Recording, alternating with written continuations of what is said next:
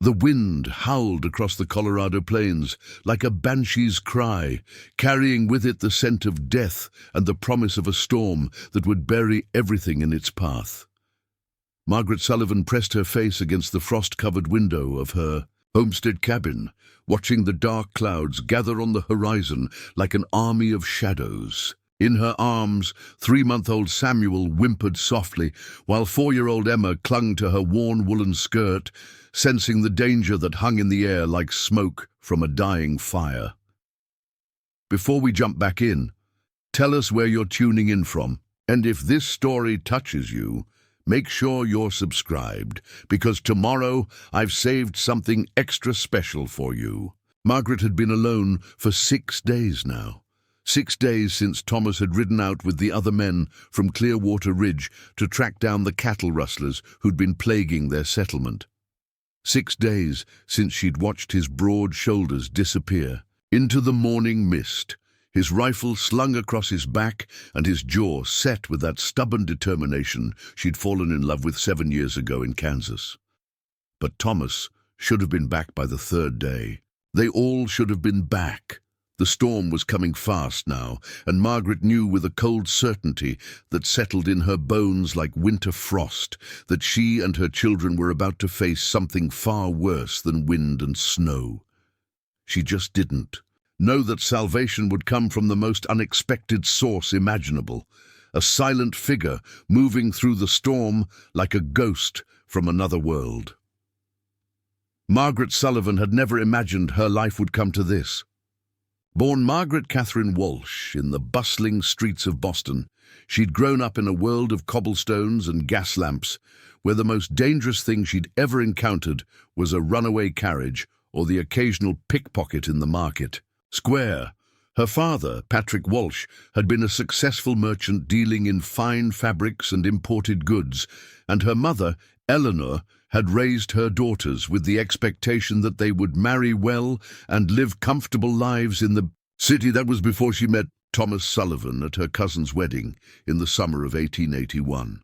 Thomas had been visiting from Kansas, where he'd staked a claim and built a small but thriving cattle operation.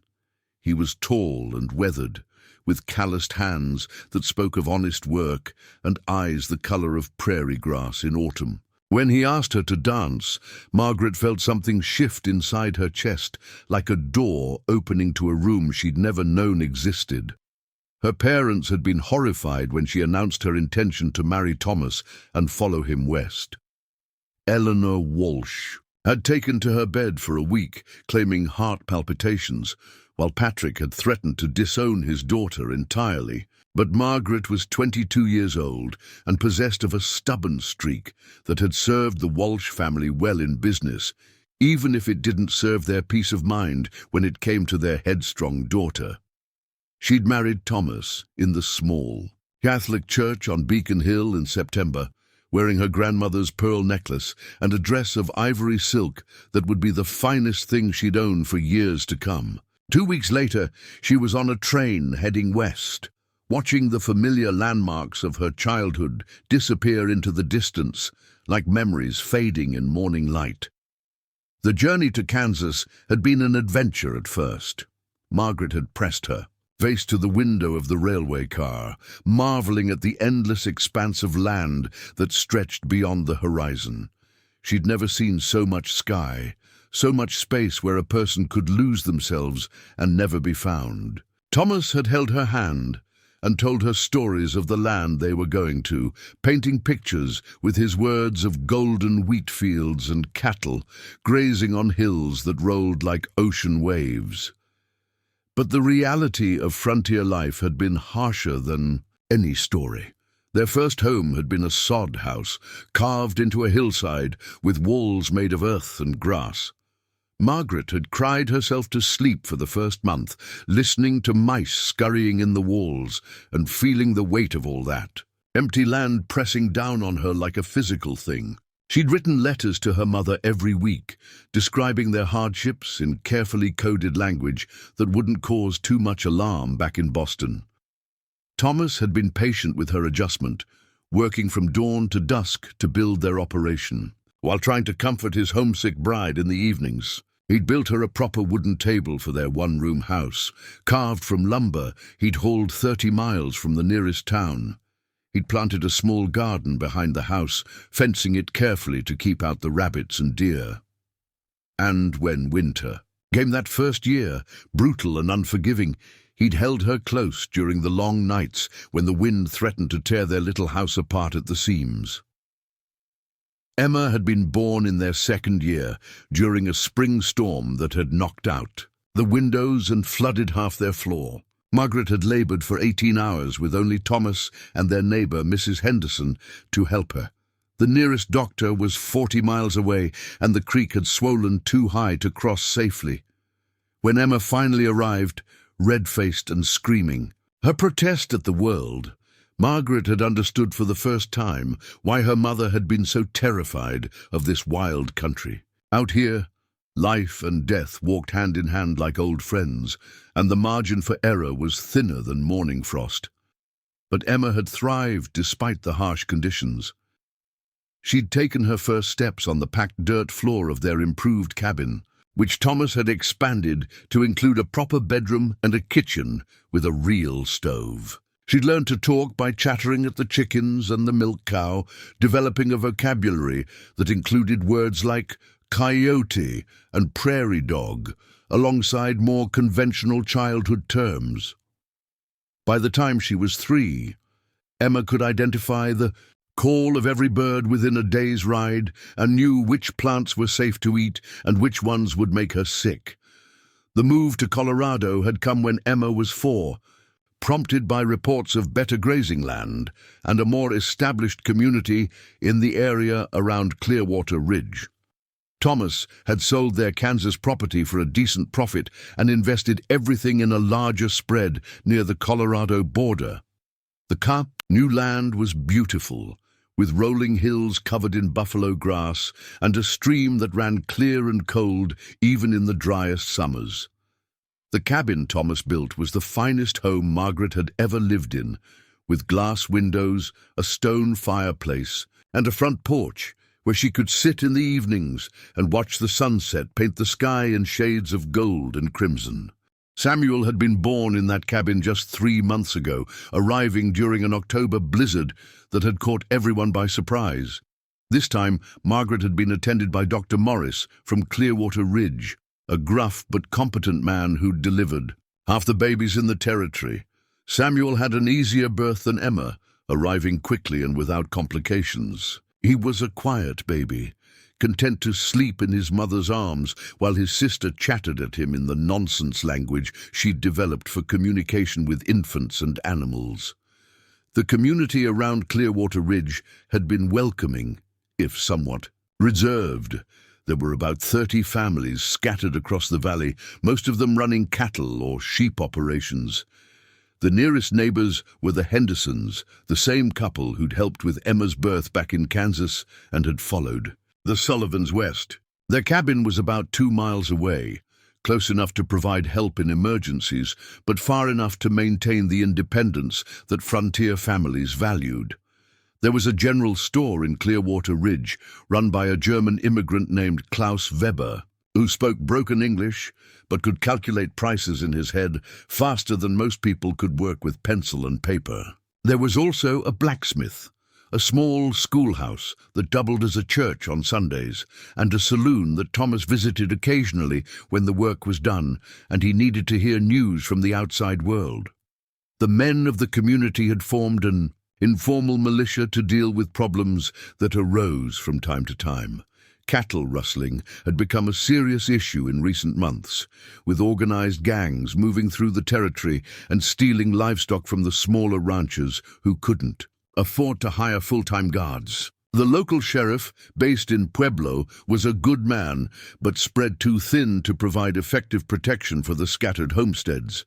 That's why Thomas had ridden out with 8 other men 6 days ago, following the trail of the rustlers who'd made off with nearly 50 head of cattle from 3 different ranches. Margaret had packed his saddlebags with jerky and hardtack, filled his canteen with fresh water, and kissed him goodbye on the front porch, while Emma clung to his leg and begged him not to go. "I'll be back in 3 days," he'd promised, swinging Emma up into his arms for a final hug. "4 at the most. You take care of your mother and your baby brother, you hear?" Emma had nodded solemnly, understanding the weight of responsibility even at her young age. Margaret had stood on the porch long after the group of riders had disappeared over the hill, Samuel sleeping peacefully in her arms, while a cold wind whispered through the bare branches of the cottonwood trees that lined the creek. The first 2 days had passed normally enough. Margaret had maintained her usual routine, milking their 2 cows morning and evening, feeding the chickens, and keeping the fire burning in the fireplace. Emma had helped with the simple chores, gathering eggs and stacking firewood under the covered porch. In the evenings, Margaret had read to her daughter from their small collection of books, mostly fairy tales and Bible stories that had been wedding gifts from her family back in Boston. But by the 3rd day, Margaret had begun to feel the first stirrings of unease. The weather had been unseasonably warm, with a strange stillness in the air that seemed to press against the cabin like a living thing. The animals had been restless, the cows lowing mournfully, and the chickens refusing to venture far from their coop. Even Samuel had been fussy, crying more than usual and refusing to nurse properly. On the 4th day, the temperature had dropped 20 degrees overnight, and Margaret had woken to find frost covering the windows and a thin skin of ice on the water bucket. The wind had picked up by afternoon, carrying with it the smell of snow and something else, something that made the hair on the back of her neck stand up like a cat sensing danger. The 5th day had brought the first real snow, not the gentle flakes of early winter, but the hard, driving snow that spoke of a serious storm building in the mountains. Margaret had spent the day securing the cabin, bringing in extra firewood and checking the supplies of food and water. She'd milked the cows early and made sure the chickens were safely locked in their coop. By evening, the wind was howling around, the cabin like a living thing, rattling the windows and sending smoke back down the chimney despite the careful design of Thomas's stonework. Now, on the 6th day, Margaret stood at the window watching the approaching storm and feeling a cold knot of fear in her stomach that had nothing to do with the weather. The storm front stretched across the entire western horizon, a wall of black clouds shot through with veins of lightning. The wind was strong enough now to bend the cottonwood trees nearly horizontal, and the temperature was dropping so fast that she could see her breath inside the cabin, despite the roaring fire in the fireplace. Emma was playing quietly with her corn-husk doll near the hearth, occasionally glancing up at her mother with eyes that seemed far too old for her 4 years. Children on the frontier learned early to read the signs of danger, and Emma had inherited her father's ability to sense trouble before it arrived. Samuel was sleeping fitfully in his cradle, waking every few minutes to cry briefly before settling. Back into uneasy slumber, Margaret had done everything she could to prepare for the storm. The cabin was well stocked with food, and Thomas had built it to withstand the worst weather the Colorado mountains could produce. But she knew that this storm was different from anything they'd faced before. She could feel it in her bones, the same way animals could sense earthquakes before they struck. The wind was carrying strange sounds now, not just the usual howling and whistling, but something that sounded almost like voices calling across the distance. Preparing and narrating this story took us a lot of time, so if you are enjoying it, subscribe to our channel. It means a lot to us. Now back to the story. Margaret told herself it was just the wind playing tricks, the way it could make familiar sounds seem threatening and unknown. But as she pressed her ear to the window, she could swear she heard something that sounded like horses moving through the storm, and voices speaking in a language she didn't recognize. She checked the bar across the door for the 3rd time in an hour, making sure it was secure. Thomas had built the cabin with defense in mind, with sturdy walls and windows placed to provide a clear view of anyone approaching. The door was solid oak, reinforced with iron strips, and the bar that secured it was carved from a single piece. of hardwood that would take an axe to break through. But Margaret was beginning to realize that the storm might be the least of her problems. As the wind howled around the cabin and the first heavy snowflakes began to fall, she found herself thinking about the stories she'd heard in the general store. Stories about Apache war parties moving through the territory, about isolated homesteads found empty and burned, about settlers who'd simply vanished without a trace, leaving behind only questions and cold ashes. She'd always dismissed those stories as the kind of tall tales that men told to frighten women and children. Thomas had assured her that the Apache troubles were mostly in the past, that the tribes had been moved to reservations, and that the few warriors who remained free were more interested in avoiding the army than in attacking individual homesteads. But now, alone in her cabin with her 2 children and a storm approaching that would cut off any hope of help from their neighbors, Margaret was beginning to understand that the frontier was full of dangers that couldn't be anticipated or prepared for. As she watched the wall of clouds advance across the prairie like an army of ghosts, she whispered a prayer to a God who seemed very far away and hoped that Thomas would somehow find his way home before the storm hit in full force. She didn't know that at that very moment, less than a mile away, a lone figure was moving through the advancing storm with the silent grace of a predator. She didn't know that this figure had been watching her cabin for hours, studying the layout and the defenses with the patient attention of someone who'd spent a lifetime surviving in a world where the smallest mistake could mean death. And she certainly didn't know that this silent watcher, this ghost in the storm, would soon become the only thing standing between her family and a fate worse than any winter storm could deliver. The storm hit with the fury of a wounded beast. Margaret had seen blizzards before, but nothing like this. Savage wall of wind and snow that slammed into their cabin with enough force to shake the entire structure. The temperature plummeted so rapidly that the water in Samuel's washing basin froze solid within minutes, and frost began forming on the inside walls despite the blazing fire. Emma pressed herself against her mother's legs, no longer pretending, to play with her doll. The 4-year-old's eyes were wide with fear as the cabin groaned under the assault of winds that sounded like screaming demons. Outside, the world had disappeared entirely, erased by a white curtain so thick that Margaret couldn't see the chicken coop 20 feet from their door. "Mama, when is Papa coming home?" Emma's voice was barely audible over the roar of the storm. Margaret smoothed her daughter's tangled hair, trying to project a calm she didn't feel. "Soon, sweetheart. Papa knows how to handle storms like this. He'll find shelter and wait it out." But even as she spoke the words, Margaret knew they rang hollow. No shelter on the open prairie could protect men caught in a blizzard this fierce. The temperature had dropped below 0, and the wind was strong enough to knock a horse off its feet. If Thomas and the other men were still out there, they were in mortal danger. Samuel began crying again, a thin wail that competed with the howling. Wind. Margaret lifted him from his cradle, feeling the chill that had already begun to seep through his blankets. The baby's lips had a bluish tinge that sent ice through her veins. The cabin's single fireplace, adequate for normal winter weather, was losing the battle against this Arctic fury.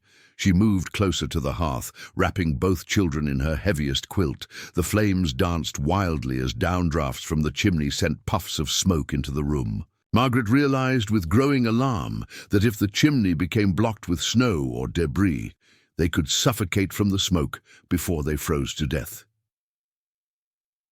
The first crash came just after midnight. Something heavy struck the cabin's north wall, with tremendous force, followed by the sound of splintering wood. Margaret's heart hammered as she strained to identify the source. It could have been a tree branch torn loose by the wind, or debris from one of the outbuildings. But it could also be something far more dangerous. She laid Samuel in his cradle and crept to the north window, wiping away the frost with her sleeve. The glass was nearly opaque with ice, but she could make out a dark shape pressed against the cabin wall. As she watched, the wind shifted it slightly, and she realized it was the door from their root cellar, ripped from its hinges and hurled against the cabin like a battering ram. The sight filled her with dread. If the storm was powerful, enough to destroy their carefully constructed outbuildings, what chance did the cabin have? Thomas had built it well, but no structure could withstand the full fury of nature unleashed. Another crash echoed through the night, this one from the direction of the barn. Margaret imagined their 2 cows huddled in terror as their shelter disintegrated around them. She thought of their horses, including Thomas's favorite mare, Celia, and wondered if any of their livestock would survive until morning.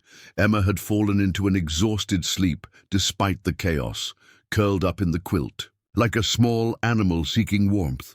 But Samuel remained restless, crying intermittently and refusing to nurse properly.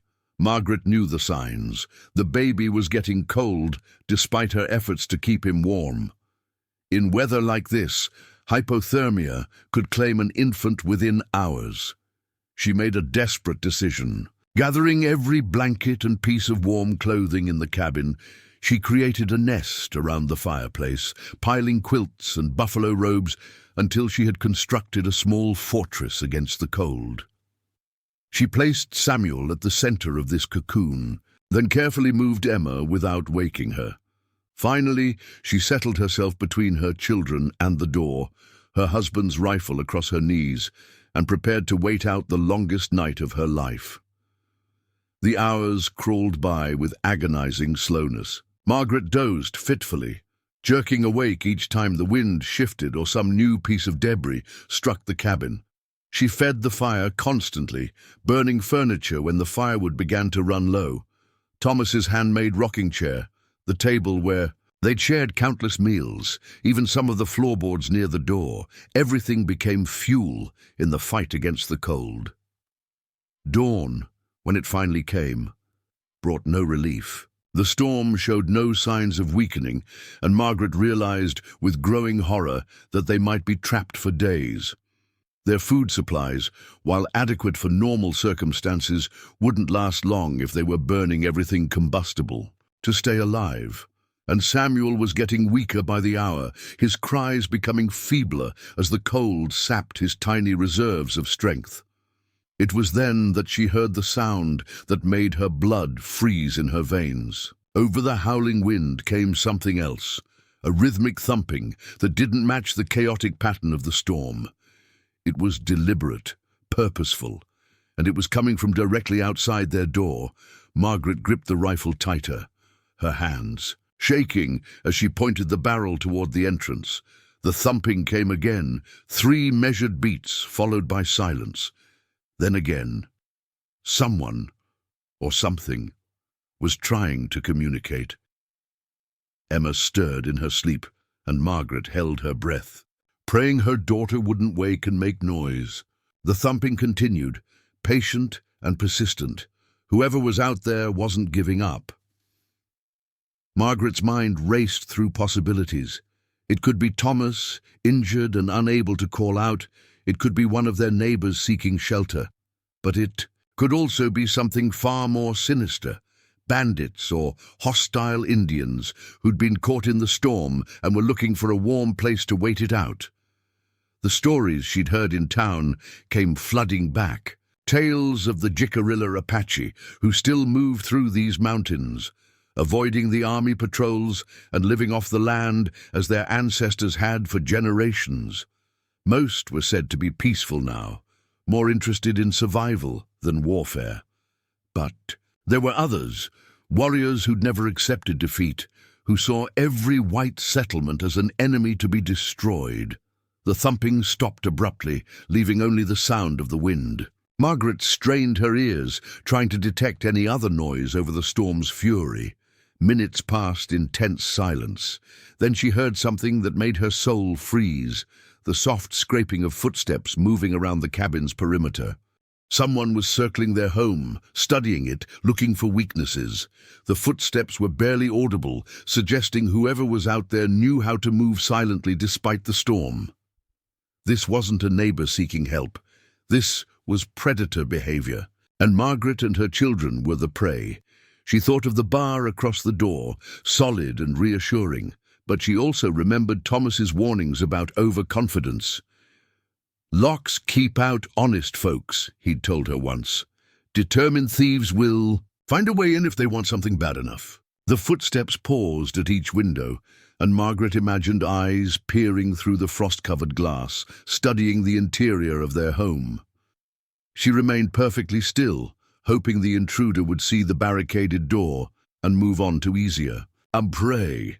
But the inspection continued methodically, professionally, as if the person outside had all the time in the world.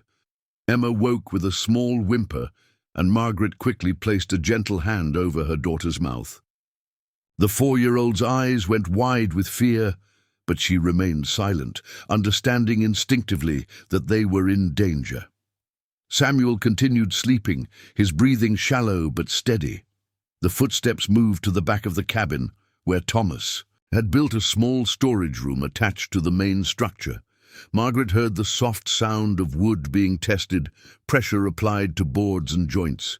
The intruder was looking for loose planks, weak spots that could be exploited. Her hands were shaking so badly now that she could barely hold the rifle steady. She'd fired it before, hunting rabbits with Thomas, but never at a human being. The thought of actually shooting someone filled her with nausea, but the sight of her helpless children gave her resolve. She would do whatever was necessary to protect them. A new sound reached her ears, the soft whisper of metal against wood. Someone was working at the storage room wall with a knife or small hatchet, testing the strength of the lumber. Thomas had built that addition quickly the previous summer, using green wood that might not have seasoned properly. If the boards were weak enough. Margaret made a decision that went against every instinct for self-preservation. She crept to the storage room door, which opened into the main cabin, and pressed her ear against the wood. The scraping sound was clearer now, definitely a blade working at the wall. At this rate, the intruder would cut through within an hour. She had to do something, but what?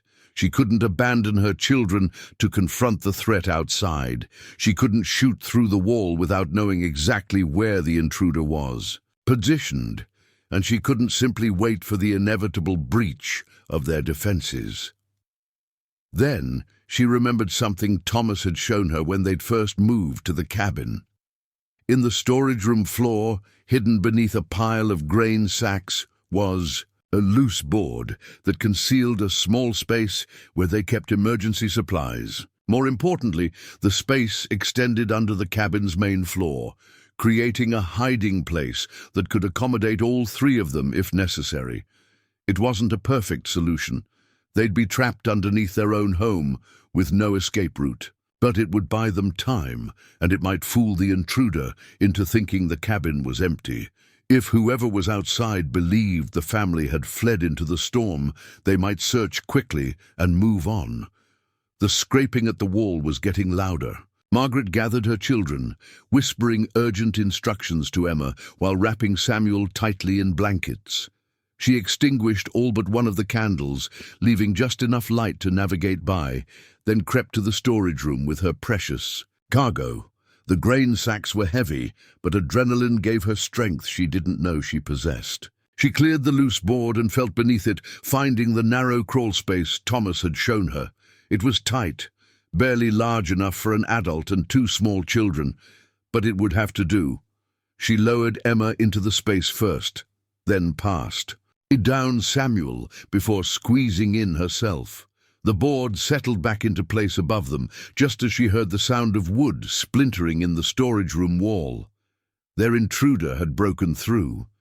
In the cramped darkness beneath the cabin floor, Margaret held her children close and listened to footsteps moving through their home above. The intruder was searching methodically, opening doors and moving objects. She heard the scrape of furniture being shifted, the clatter of dishes being disturbed, the soft thud of personal belongings being examined and discarded.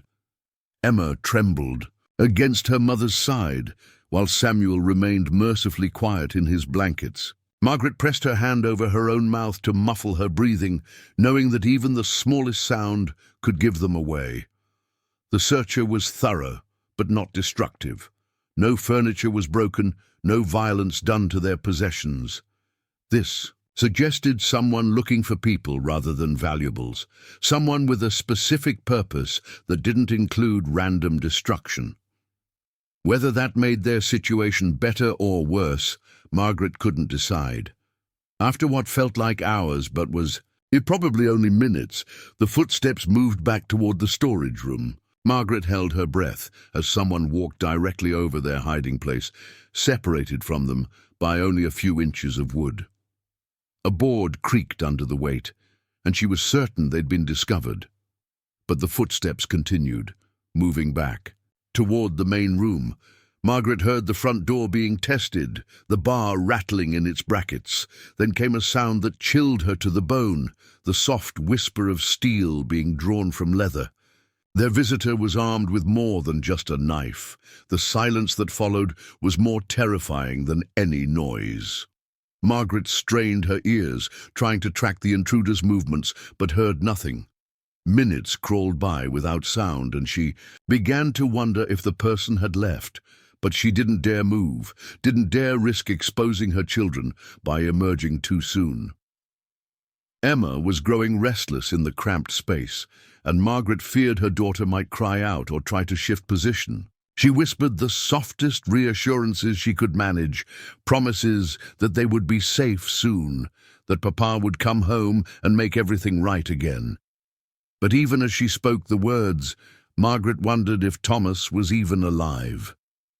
The storm that had trapped them might have claimed her husband and the other men days ago. She might already be a widow, alone in the wilderness with two small children and a mysterious enemy who moved like a ghost through the howling wind. Above them, the cabin settled into an ominous quiet, broken only by the storm's fury. But Margaret knew with absolute certainty that they were not alone. Someone was still there, waiting with the patience of a hunter who knew his prey had nowhere to run. Time became meaningless in the suffocating darkness beneath the cabin floor. Margaret's muscles cramped from holding her children in the impossibly tight space, but she dared not shift position.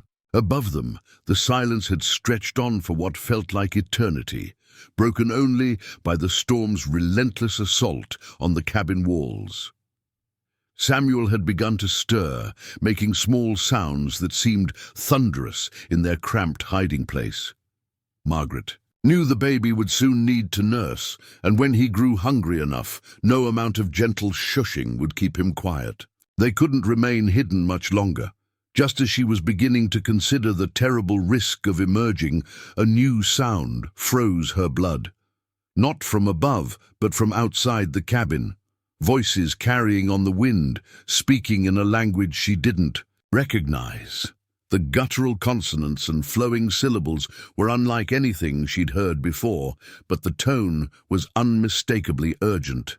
Emma pressed closer to her mother, sensing the change in tension. Margaret counted at least 3 distinct voices, maybe more. What had begun as a single intruder had become something far worse. They were surrounded. The voices grew closer, circling the cabin with military precision. Margaret caught fragments of conversation, the speakers clearly coordinating their movements. These weren't random wanderers seeking shelter from the storm. This was an organized group with a specific objective. A sharp crack echoed through the cabin as the front door splintered. The bar that Thomas had crafted so carefully was being systematically destroyed by someone who understood the mechanics of breaking down fortified entrances. Margaret heard the sound of wood being pried apart, metal hinges protesting under pressure, and finally the crash as the door gave way entirely.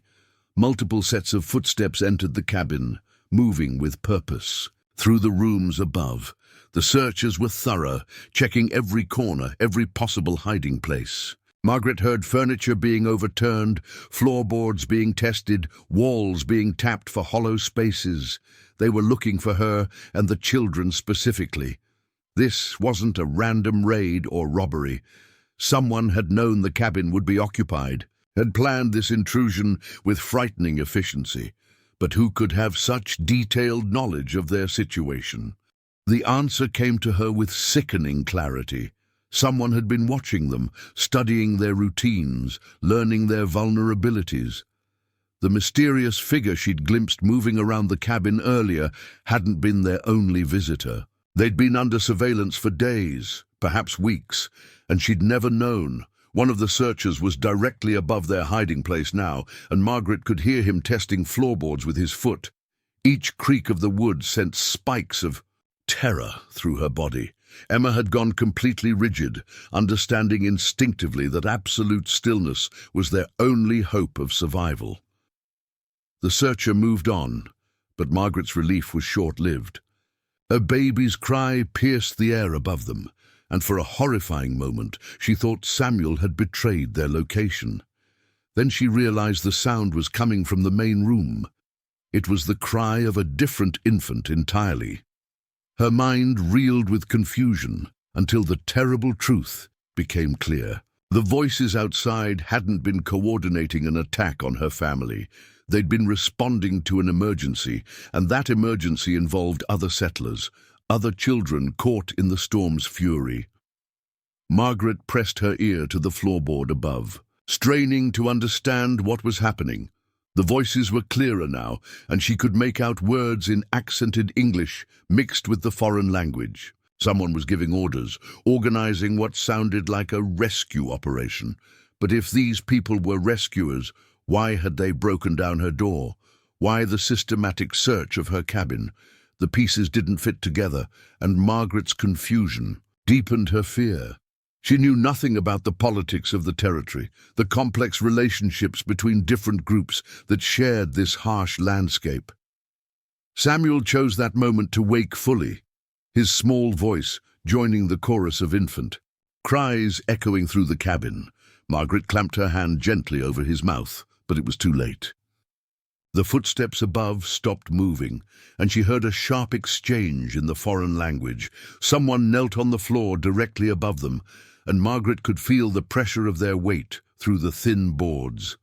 A knife blade appeared between the planks, probing carefully along the edges of their hiding place. The searcher had found them. The loose board was lifted away, and torchlight flooded their cramped refuge. Margaret blinked against the sudden brightness, her eyes adjusting to reveal a face that defied all her expectations. Looking down at her was a man with bronze skin and long black hair braided with leather cord. His dark eyes held no malice, only a mixture of concern and urgent determination. He spoke softly in his own language, then switched to heavily accented English. "Come, must move now. More soldiers are coming." Margaret's mind struggled to process this information. Soldiers? What soldiers? And who was this man who spoke of them as a threat rather than salvation? The stranger extended his hand toward her, and Margaret noticed the intricate beadwork on his leather shirt, the silver bracelet encircling his wrist. This was clearly an Apache warrior, one of the people she'd been taught to fear above all others on the frontier. Yet his manner suggested rescue rather than capture. "My husband," Margaret whispered, her voice hoarse from hours of silent terror. "Thomas Sullivan. He rode out with other men 6 days ago." The warrior's expression grew grave. He spoke rapidly to someone outside Margaret's view, then looked back at her with eyes that held unwelcome knowledge. "Your man is dead. All white men dead. Soldiers killed them, blamed Apache. Now soldiers come here, kill witnesses." The words hit Margaret like physical blows. Thomas dead. Not lost in the storm, not captured by rustlers, but murdered by the very soldiers who were supposed to protect frontier families. Her world tilted on its axis, and she felt the ground shifting beneath her like quicksand. But there was no time to grieve. The warrior was already lifting Emma from their hiding place, his movements gentle despite the urgency of the situation. The 4-year-old didn't resist, seeming to understand that this strange man represented safety rather than danger. "Why?" Margaret managed to ask, as she handed Samuel up to other waiting hands. "Why would soldiers kill their own people?" The warrior helped her climb from the crawl space, his grip strong and steady. Around them, Margaret could see other Apache men and women, all armed but moving with the controlled efficiency of people executing a complex rescue operation. Near the fireplace, an Apache woman was tending to 3 small children who clearly weren't Indian, frontier children with pale skin and light hair, wrapped in blankets and being fed from wooden bowls. Gold, the warrior said simply. White. Soldiers find gold on Apache land, kill ranchers, blame Apache, take land. Army believes the story and sends more soldiers to clear territory. Margaret stared at him, trying to comprehend the magnitude of the conspiracy he was describing. But the rustlers, Thomas was tracking cattle thieves. No rustlers. Soldiers steal cattle, sell them to army posts in New Mexico. Perfect crime. Steal from settlers, sell to the government, blame Apache for everything. The pieces were falling into place with horrifying logic. The organized nature of the cattle thefts, the professional way the thieves had avoided capture, the convenient timing that had drawn all the men away from their families during the worst storm in years. It had all been orchestrated by the very people sworn to protect them. One of the Apache women approached Margaret, carrying a bundle of warm furs and speaking rapidly to the warrior in their shared language. He nodded and turned back to Margaret. My sister says storm breaking. More soldiers come at dawn. We go now. Take you to a safe place. Margaret looked around her cabin, seeing it clearly for perhaps the last time. Everything Thomas had built, everything they'd worked for together, would be left behind. The soldiers would probably burn it to support their story of Apache raids. By tomorrow, there would be nothing left to prove the Sullivan family had ever existed. The other children, she said, nodding toward the pale-skinned youngsters being cared for by the Apache women. Their families. The warrior's expression darkened. Soldiers came to Henderson Place yesterday, killed parents, took children to sell to Mexicans. We stopped them, saved the children, but my parents already dead. Margaret felt her knees buckle. The Hendersons had been their closest neighbors, their friends since Kansas. The thought of kind, gentle Mrs. Henderson and her husband murdered in cold blood while their children were taken for slaves was almost more than she could bear. But Emma was tugging at her skirt, and Samuel was crying in the arms of the Apache woman who held him. Her own children needed her strength now, needed her to make the impossible choice between certain death and uncertain salvation. "Where will you take us?" she asked. "Sacred Canyon, 3 days' ride. Apache people there, safe from soldiers. You, stay until we can take you to Mexican traders, get you to California." California. It might as well have been the moon. Margaret had never been more than 50 miles from a place she could call home, and now this stranger was asking her to trust him with her children's lives, to follow him into a wilderness she couldn't imagine. But what choice did she have? If the warrior was telling the truth about the soldiers, staying here meant death for all of them. At least with the Apache they had a chance. The warrior seemed to read her thoughts. "I am called by thunder. My English name is Daniel. I studied at mission school before the war started. I know white ways, Apache ways. I will keep your children safe." There was something in his voice, a quiet authority that inspired confidence. Despite the impossible circumstances, Margaret found herself nodding, accepting a future she couldn't have imagined an hour ago. The Apache moved with incredible efficiency, gathering the rescued children and what supplies could be easily carried. Margaret was given warm furs to wrap around herself and the children, along with moccasins that would be quieter than her leather boots. Someone handed her a pouch of dried meat and another of parched corn. Within minutes, they were ready to leave. Margaret took one last look at her home, at the life she was abandoning. The fire in the fireplace was already dying down, and frost was forming on the windows again. By morning, the cabin would be as cold and empty as a tomb. Called by Thunder appeared at her side, leading a sturdy pony loaded with supplies. "You ride with children. Storm's still bad, but we know paths soldiers don't." Follow close. Stay quiet. Your life depends on it." Margaret nodded, accepting his help to mount the pony with Samuel in her arms while Emma was lifted up behind her. Around them, the Apache were mounting their own horses, shadows in the storm-swept darkness. The rescued Henderson children were distributed among the women, each rider responsible for protecting the innocent lives in their care. As they rode away from the cabin, Margaret felt a piece of her soul tearing away. Everything she'd known, everything she'd built with Thomas, was disappearing into the white fury of the storm behind them. She was now dependent on people she'd been taught to consider enemies, trusting them with the most precious things in her world. But as the wind howled around them and the snow stung her face, Margaret realized that Called by Thunder and his people had already shown her more mercy than her own government's soldiers. In a world turned upside down by greed and betrayal, the supposed savages had proven to be the only ones worthy of trust. The night swallowed them as they rode deeper into the storm, following trails only the Apache knew, carrying their human cargo toward an uncertain but hopeful future. Behind them, the cabin stood empty and dark, a monument to dreams that had died in the Colorado wilderness. The journey through the storm was unlike anything Margaret had ever experienced. The Apache moved through the blizzard as if they possessed some mystical connection to the land itself, navigating paths that were invisible to her untrained eyes. Called by Thunder led the procession on foot, his dark figure barely visible through the swirling snow as he guided them along ridges and through valleys that offered protection from the worst of the wind.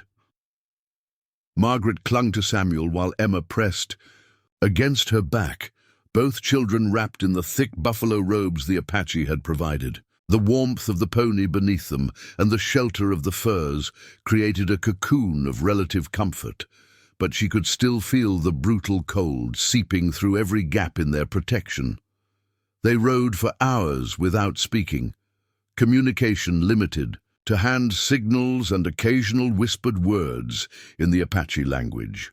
Margaret found herself studying the people who had rescued them, trying to reconcile everything she'd been told about Indians with the reality of their behavior. These weren't the bloodthirsty savages of frontier legend. They were organized, disciplined, and clearly motivated by something deeper than simple warfare.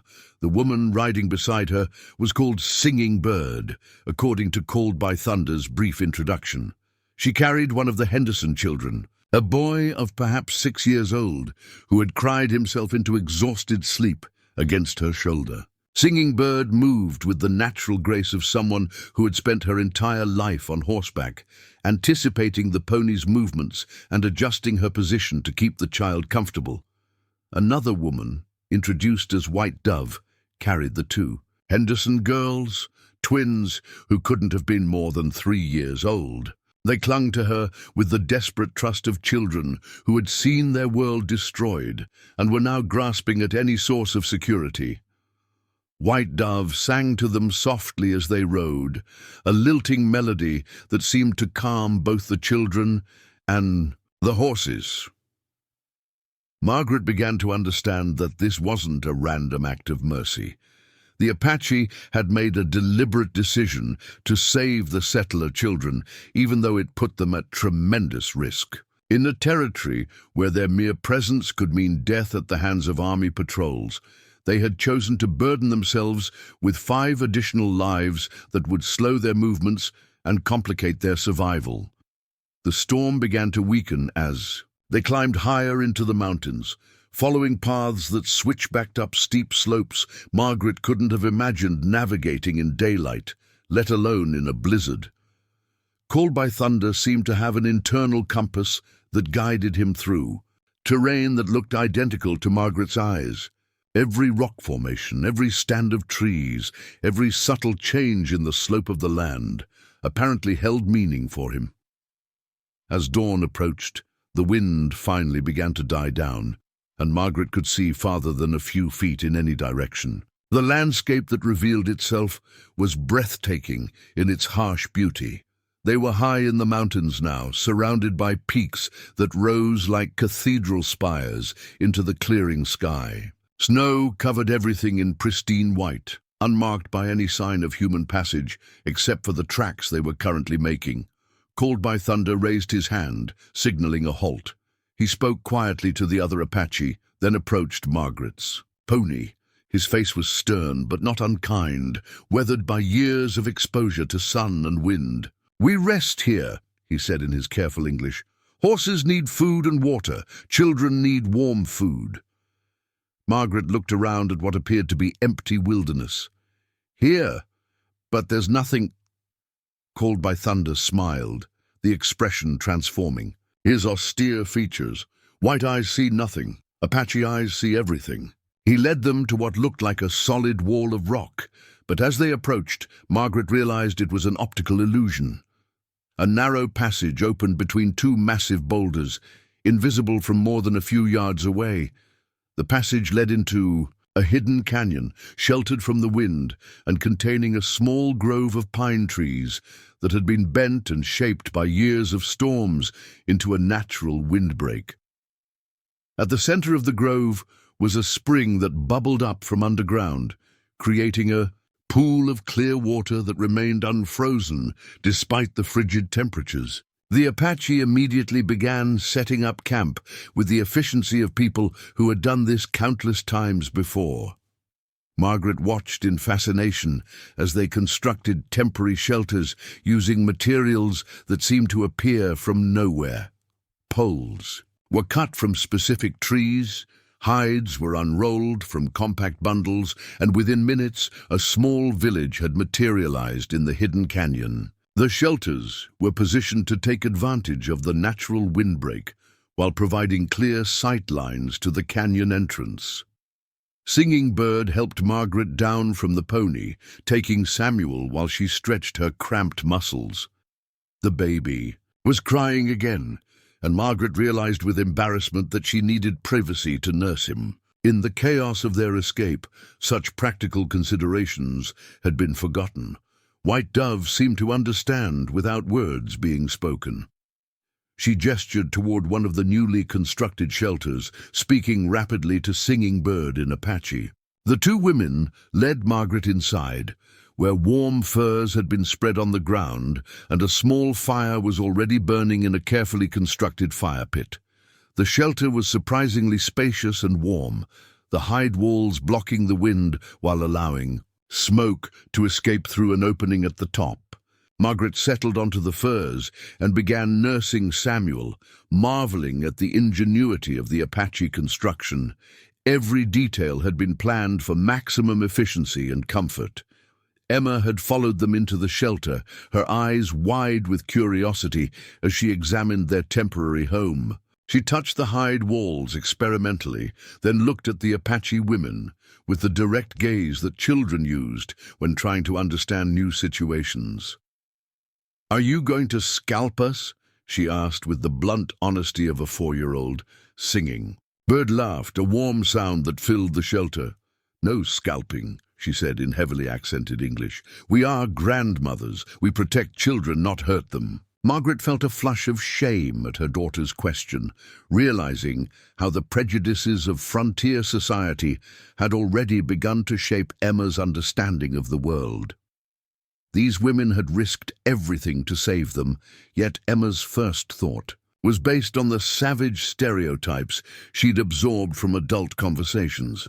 White Dove produced a wooden bowl filled with what appeared to be a thick stew. She offered it to Emma, who looked to her mother for permission before accepting the food. The stew was surprisingly delicious, with meat that Margaret couldn't identify, mixed with roots and herbs that created a complex, satisfying flavor. "What kind of meat is this?" Margaret asked, realizing she was hungrier than she'd been aware of. "Deer," Singing Bird replied. "Killed yesterday before the storm. Apache never waste, never take more than needed." As they ate, Margaret found herself studying the two women more closely. Singing Bird appeared to be in her 40s, with graying hair braided in elaborate patterns and hands that showed the calluses of a lifetime of hard work. White Dove was younger, perhaps Margaret's own age, with intelligent eyes and a gentle manner that immediately put the children at ease. Both women wore clothing that was both practical and beautiful, with intricate beadwork and quill work that must have taken months to complete. Their jewelry was understated but elegant, silver and turquoise pieces that caught the firelight and threw patterns on the shelter walls. Called by Thunder appeared at the shelter entrance, ducking his head to enter.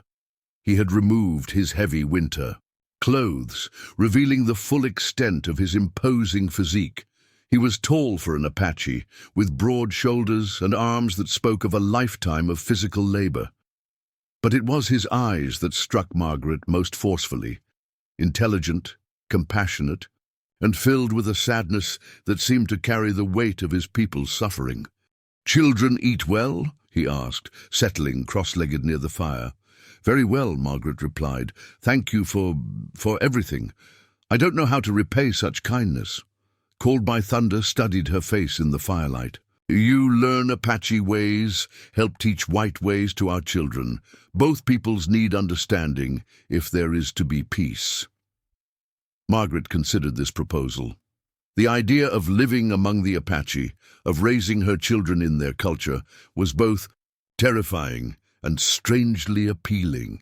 After what she'd learned about the soldiers' betrayal, she wasn't sure she wanted to return to white society at all. "How long have you been watching our homestead?" she asked. 2 weeks. We saw soldiers talking to bad white men, planning something. We followed, learned of gold discovery, knew trouble was coming. But why help us? Why risk your people's safety? For strangers, Called by Thunder was quiet for a long moment, staring into the fire. When he spoke, his voice carried the weight of personal experience. "My wife was white woman, captured by Comanche when she was a girl, raised Apache. She died giving birth to our son 3 winters ago. Before she died, she made me promise to help white children when I could.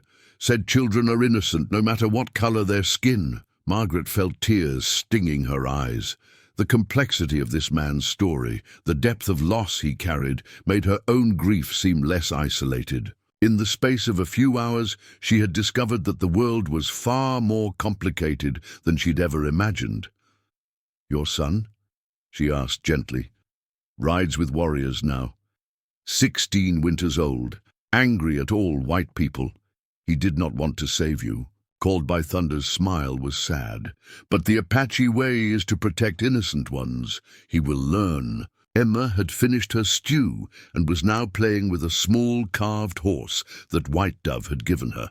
The toy was exquisitely crafted, with tiny details that spoke of hours of patient work.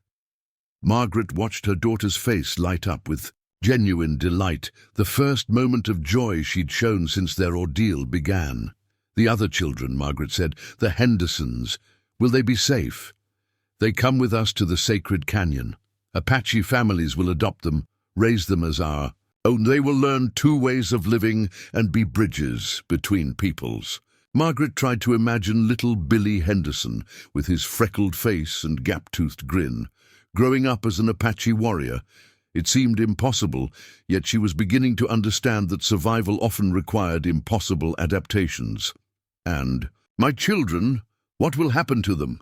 Called by Thunder studied Samuel, who had fallen asleep in his mother's arms after nursing. "Your son will grow strong in mountain air. Your daughter will learn skills no white school can teach. When they are grown, they choose their own path."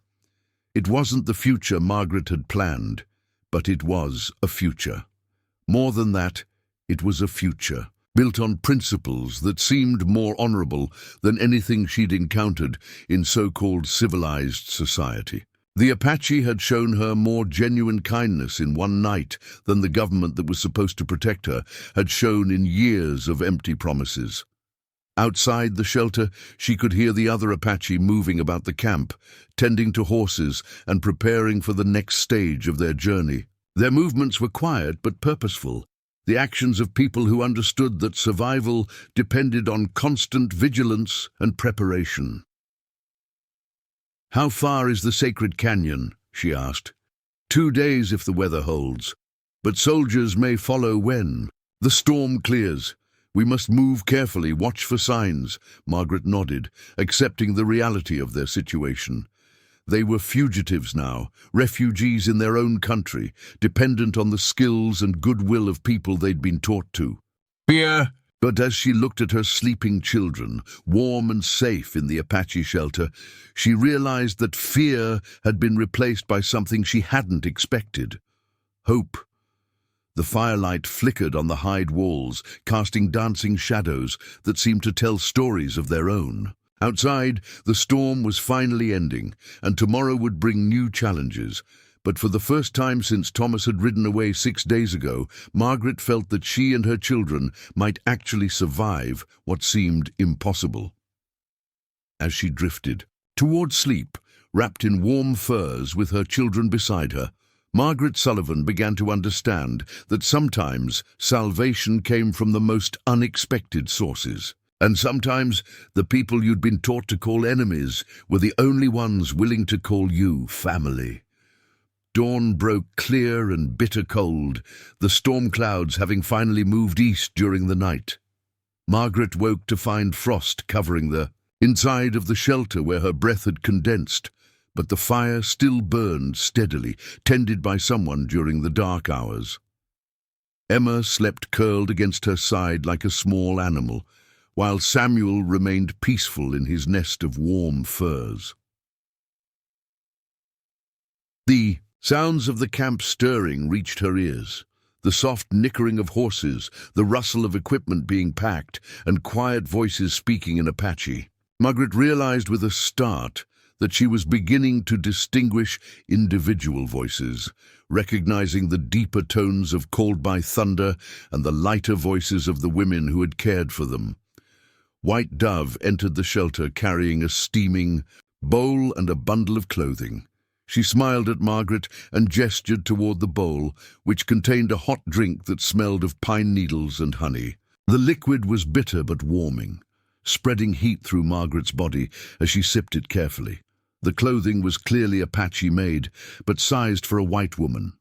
A long dress of soft deerskin, decorated with simple but elegant beadwork, along with leggings and moccasins that would be far more practical for travel than her frontier dress and boots. Margaret examined the craftsmanship with growing appreciation, noting the tiny, precise stitches and the way the garments were cut to allow for freedom of movement.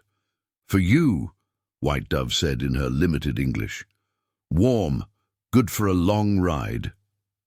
Margaret touched the soft leather, feeling the hours of work that had gone into its creation. "This is beautiful, but I can't accept something so valuable." White Dove looked puzzled, then spoke rapidly to Singing Bird, who had just entered the shelter. The older woman listened, then smiled and addressed Margaret. "Apache way. You need, we give. You have, we share. No such thing as too valuable." When life is at stake, Margaret felt her eyes filling with tears again. The generosity of these people, who had so little material wealth by white standards, was humbling beyond words. She accepted the clothing with genuine gratitude, understanding that refusing would be an insult to their culture of sharing. As she changed into the Apache dress, Margaret caught sight of herself in White Dove's small mirror. The transformation was startling. The soft leather molded to her body in a way that was both modest and flattering, and the earth tones of the beadwork complemented her hair and complexion. She looked like a different person, someone who belonged in this harsh but beautiful landscape. Emma woke as Margaret was braiding her hair in the simple style that White Dove had shown her. The 4-year-old stared at her mother with wide eyes, taking in the dramatic change in her appearance. "Mama, you look like an Indian lady," Emma said, with the blunt honesty of childhood. "I look like someone who's learning to survive," Margaret replied, surprised by her own words. The phrase had come unbidden, but it felt true in a way that struck her to the core. Called by Thunder appeared at the shelter entrance, and Margaret saw his eyes widen slightly as he took in her transformation. For a moment, something flickered. In his expression, surprise, approval, perhaps even admiration, before his features returned to their usual composed mask. "We leave soon," he said. "Scouts report soldiers moving from town. They follow the storm trail, look for survivors." Margaret's blood chilled. "How far behind us? Half a day, maybe less. But they follow the wrong trail. Storm covered our tracks, confused them. Still, we must move quickly." As they prepared to leave the hidden canyon, Margaret marveled at how, completely, the Apache erased all traces of their presence.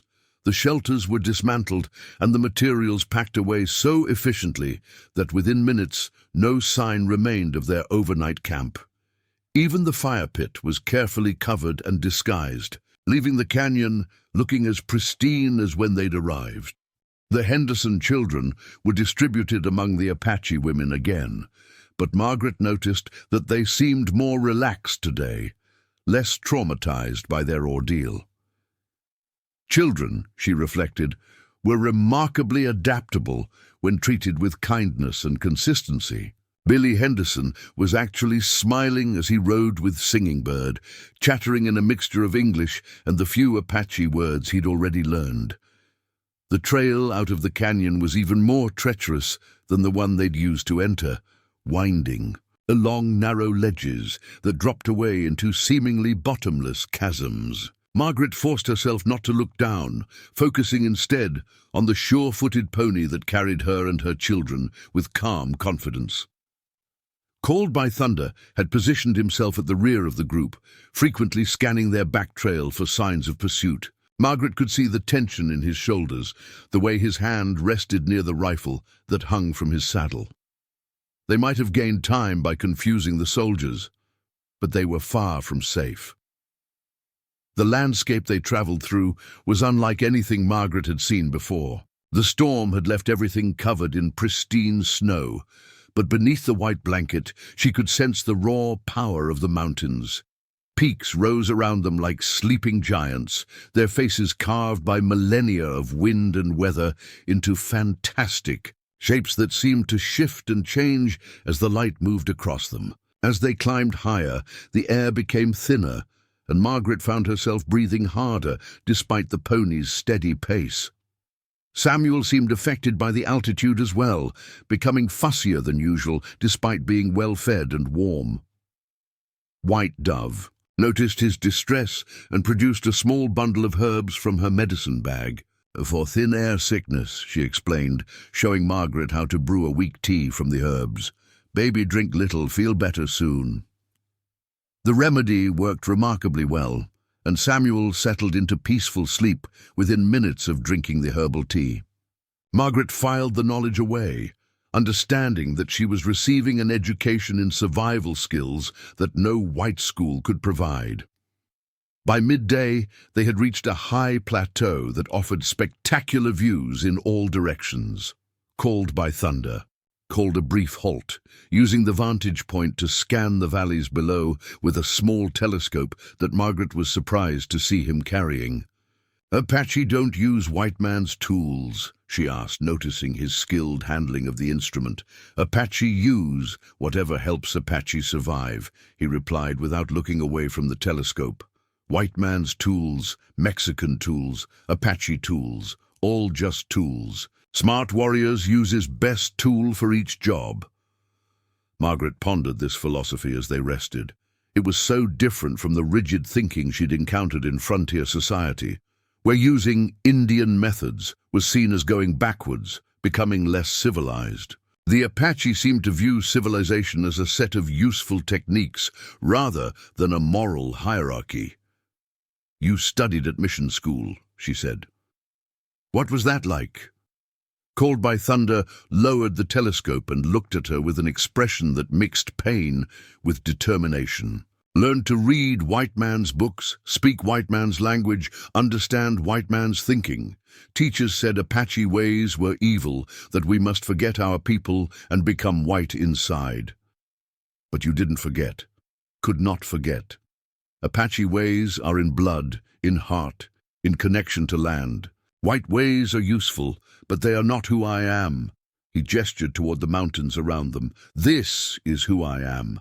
This land, these people, this way of living in harmony with what surrounds us."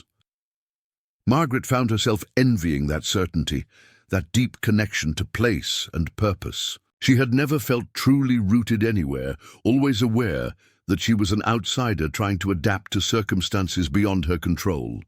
First in Boston, then in Kansas, then in Colorado. Always following someone else's dream, never quite belonging. "My son thinks differently," Called by Thunder continued. "He says white ways are poison, that learning white language makes Apache weak. He wants to fight until all white people leave Apache land. And you disagree? I think fighting and dying is easy. Living and learning is hard. My son will choose his own path when he is ready." As they resumed their journey, Margaret thought about the complexity of Called by Thunder's position. He was caught between two worlds, trying to preserve his people's culture while adapting to the reality of white expansion. It was a balancing act that required incredible wisdom and strength. The afternoon brought new challenges as they descended into a series of narrow canyons where the snow had drifted deep enough to slow their progress significantly. The ponies struggled through some drifts that came up to their bellies, and more than once Margaret feared they would become trapped in the narrow passages. But the Apache knew these canyons intimately, finding paths that avoided the worst of the drifts and taking advantage of wind patterns that had kept some areas relatively clear. Margaret began to understand that this wasn't just local knowledge. It was a deep, almost mystical understanding of how the land behaved under different conditions. They were making good time through a particularly narrow section when Called by Thunder suddenly raised his hand, signaling everyone to freeze. Margaret held her breath, straining her ears for whatever had alerted him. Then she heard it.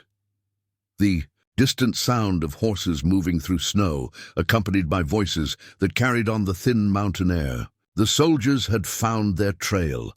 Called by Thunder spoke rapidly in Apache, and the group immediately began moving with urgent efficiency.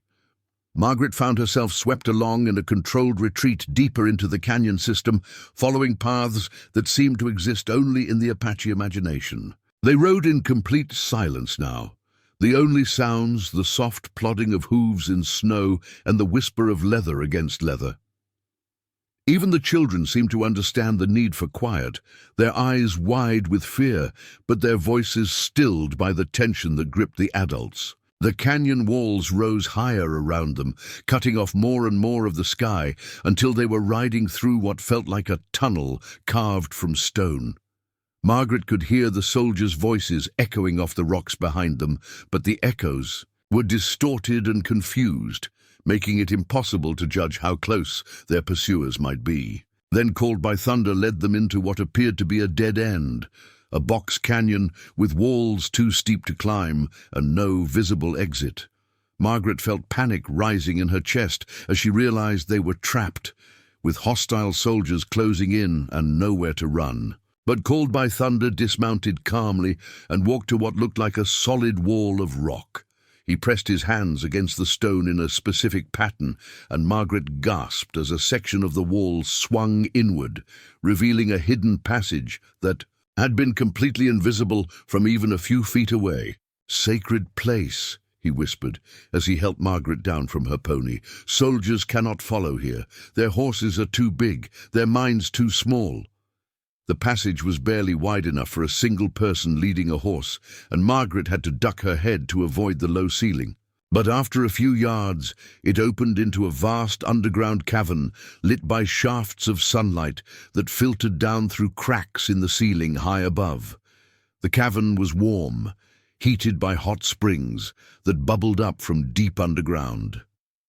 Steam rose from pools of mineral-rich water, creating an otherworldly atmosphere that seemed to transport them to a different realm entirely. The walls were covered with ancient drawings, horses and buffalo, warriors and spirits, the history of the Apache people painted in pigments that had lasted for centuries. "Welcome to the heart of Apache country," Called by Thunder said softly. "Here we are safe. Here, we are home. The sacred cavern was a world unto itself, a cathedral of stone where time seemed to move differently than in the outside world. Margaret stood in wonder, watching steam rise from the natural hot springs, while ancient pictographs gazed down from walls that had witnessed countless generations of Apache ceremonies. The air was warm and humid, carrying the mineral scent of the springs and something else, something that felt like peace itself.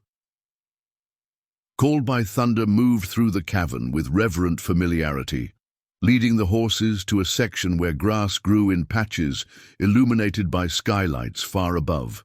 The Apache women began unpacking supplies with the efficiency of people who had used this sanctuary before, but their movements were quieter here, more respectful, as if they were in a church. "How long can we stay?" Margaret asked, settling Samuel on a soft patch of moss near one of the warm pools. "Until soldiers give up searching," the Call by Thunder replied. "Maybe 1 day, maybe 10 days. This place has everything we need. Water, warmth, grass for horses, fish in deep pools. Apache people have sheltered here for many generations." Emma had discovered the pictographs and was studying them with the intense curiosity of childhood. She traced the outlines of painted horses with her finger, her face lit with wonder. One of the Apache women, an elderly matriarch called Grandmother Moon, watched the child with amused tolerance. "She sees the old stories," Grandmother Moon said in careful English. "Children always see what adults forget to look for." Margaret approached the wall paintings more cautiously, aware that she was looking at something sacred to these people. The images seemed to tell a story: hunters pursuing buffalo across painted plains, warriors on horseback facing enemies, families gathered around fires under star-filled skies. But there were other images too, more mysterious ones that seemed to depict spirits or visions rather than earthly events. "What do they mean?" she asked, Called by Thunder, who had come to stand beside her. "Story of our people, where we came from, how we learned to live on this land, what spirits guide us." He pointed to a figure that seemed to be half human, half eagle. "Thunder being, he teaches us about storms, about power that comes from the sky. Is that how you got your name?" Called by Thunder nodded. "Vision quest when I was 16, Thunder. Being spoke to me in dream, said I would walk between two worlds, speak for those who have no voice. Took me many years to understand what it meant." Margaret studied his profile in the dim light, seeing the weight of responsibility he carried. "And now you understand? Now I speak for Apache children who will grow up in white man's world. And for white children who must learn Apache ways to survive. Thunder being new, both would be needed." The Henderson children had gathered around one of the warm pools, their faces reflecting the wonder that came with discovering something beyond their previous experience. Billy was asking rapid questions in the mixture of English and Apache words. He'd picked up while the twins simply stared at the rising steam with wide eyes. Singing Bird had produced a collection of carved wooden toys from her pack, distributing them among all the children with the patient generosity Margaret had come to associate with Apache culture. Emma received a small doll dressed in miniature Apache clothing, complete with tiny moccasins and a beaded headband. "For you," Singing Bird said, placing the doll in Emma's hands. "Apache sister for white sister." Emma hugged the doll carefully, understanding instinctively that this was more than a toy. It was a symbol of acceptance, of belonging to something larger than herself. Margaret felt her throat tighten with emotion as she watched her daughter's face light up with pure joy. 2 days passed in a strange suspension of time. Margaret found herself falling into the rhythm of cavern life, helping the Apache women prepare meals and tend to the children, while the men maintained watch at the hidden entrance. The normal urgency of survival was temporarily suspended, replaced by a sense of timeless ritual. White Dove began teaching Margaret the proper way to prepare certain Apache foods, showing her how to grind corn into meals using stones worn smooth by generations of use. The work was meditative, requiring attention to rhythm and technique that left little room for worried thoughts about their uncertain future. Apache women learn these ways as children, White Dove explained, as Margaret struggled with the grinding motion. But you learn quick. Good hands for women's work. Margaret felt a flush of pride at the compliment. In her previous life, her domestic skills had been adequate, but unremarkable. Here, learning to prepare food that could sustain life in the wilderness felt like acquiring sacred knowledge. As evening approached, the Apache began what was clearly a familiar ritual. They gathered in a circle around one of the larger pools, with the children sitting cross-legged on woven mats, while the adults remained standing. Grandmother Moon stepped forward, her aged voice carrying clearly in the cavern's acoustics. She began to speak in Apache, her words flowing like music through the warm air. Margaret couldn't understand the language, but she could feel the power in the elder's voice, the weight of stories that connected past and present, called by thunder. Leaned close to Margaret, translating in whispers. She tells children about the first woman, who taught Apache people how to live in harmony with land, how first woman made an agreement with thunder beings, promising that Apache would protect sacred places in exchange for protection from enemies. The story continued, weaving together creation myths and practical wisdom in a way that made both seem equally important. Margaret found herself drawn into the narrative despite the language barrier, understanding that she was witnessing something rare, the transmission of cultural knowledge that had survived centuries of attempted destruction. When Grandmother Moon finished speaking, she gestured toward Margaret and the Henderson children. She spoke again in Apache, her tone becoming more formal, more ceremonial. She says you are no longer strangers, called by thunder translated. You have eaten Apache food, worn Apache clothes, slept under Apache protection. By ancient law, you are now part of a tribe with all rights and responsibilities that brings. Margaret felt the weight of this pronouncement. She was being offered something beyond mere shelter. True belonging, complete acceptance into a culture that had every reason to reject her. The responsibility was overwhelming, but so was the honor. What does that mean exactly? She asked. Means Apache people will die to protect you and your children. Also means you must live by Apache laws, contribute to the welfare of the tribe, put the needs of the community before personal desires. Margaret looked around the circle at the faces watching her. Men and women who had risked everything to save her family, children who had already begun to accept Emma as a sister, elders who were offering to share the wisdom of generations. The choice seemed obvious, but she needed to be certain she understood its implications. And if I accept this honor, what happens to my children's future? Will they ever be able to return to white society? Called by Thunder considered this carefully. They will know both worlds, be able to choose their path when they are grown, but they will always be Apache in heart, even if they live among whites. This cannot be undone. Margaret thought of her parents in Boston, of the life she had originally planned for her children. That world seemed impossibly distant now, as foreign as the moon. The reality was that her children's future lay with these people in this harsh but beautiful land, learning skills and values that would serve them better than any formal education. I accept, she said simply, her voice carrying clearly in the cavern's stillness. Grandmother Moon smiled, her weathered face creasing with genuine warmth. She approached Margaret and placed her hands on either side of her face, speaking words in Apache that sounded like a blessing or prayer. She gives you the Apache name, Called by Thunder explained. Woman who walks between worlds. She says you will help both peoples understand each other. The ceremony continued with the Henderson children, each receiving their own Apache names, and formal acceptance into the tribe. Billy became Little Wolf Who Learns Fast, while the twins were named Morning Star and Evening Star. Margaret watched their faces transform as they realized they were being offered not just survival, but a new identity, a new family. As the formal ceremony concluded, the Apache began preparing for the night.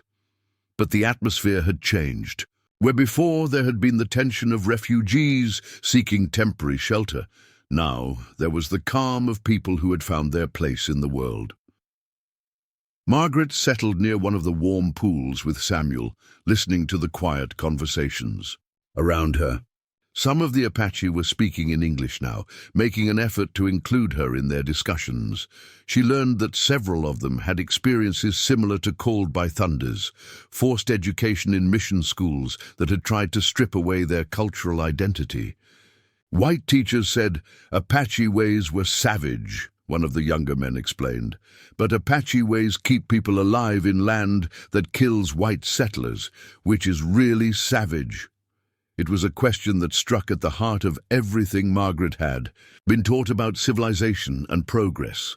She was beginning to understand that the Apache weren't primitive people who needed to be civilized.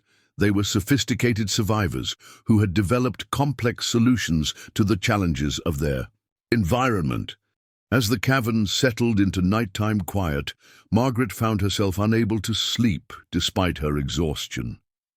The events of the past few days had shattered her understanding of the world so completely that she felt like a different person entirely. The woman who had stood at her cabin window watching the storm approach seemed like a stranger now. Called by Thunder appeared beside her, moving silently across the cavern floor. "You think too much," he said softly. "Apache learns to have a quiet mind. Listen to what land teaches." "How do you do that? How do you find peace when everything you believe turns out to be wrong?" He settled beside her, his presence solid and reassuring in the dim light. "Not wrong, just incomplete. Truth is bigger than any one person's understanding. Apache truth, white truth, Mexican truth, all pieces of the same big truth." Margaret considered this, finding comfort in the idea that her previous beliefs weren't necessarily false, just limited. "What will happen to us now? I mean, after we reach the sacred canyon? You will learn, children will learn, tribe will learn from you also. Change is like a river, cannot be stopped, only guided in a good direction." They sat in comfortable silence, listening to the soft sounds of the sleeping camp and the eternal bubbling of the hot springs.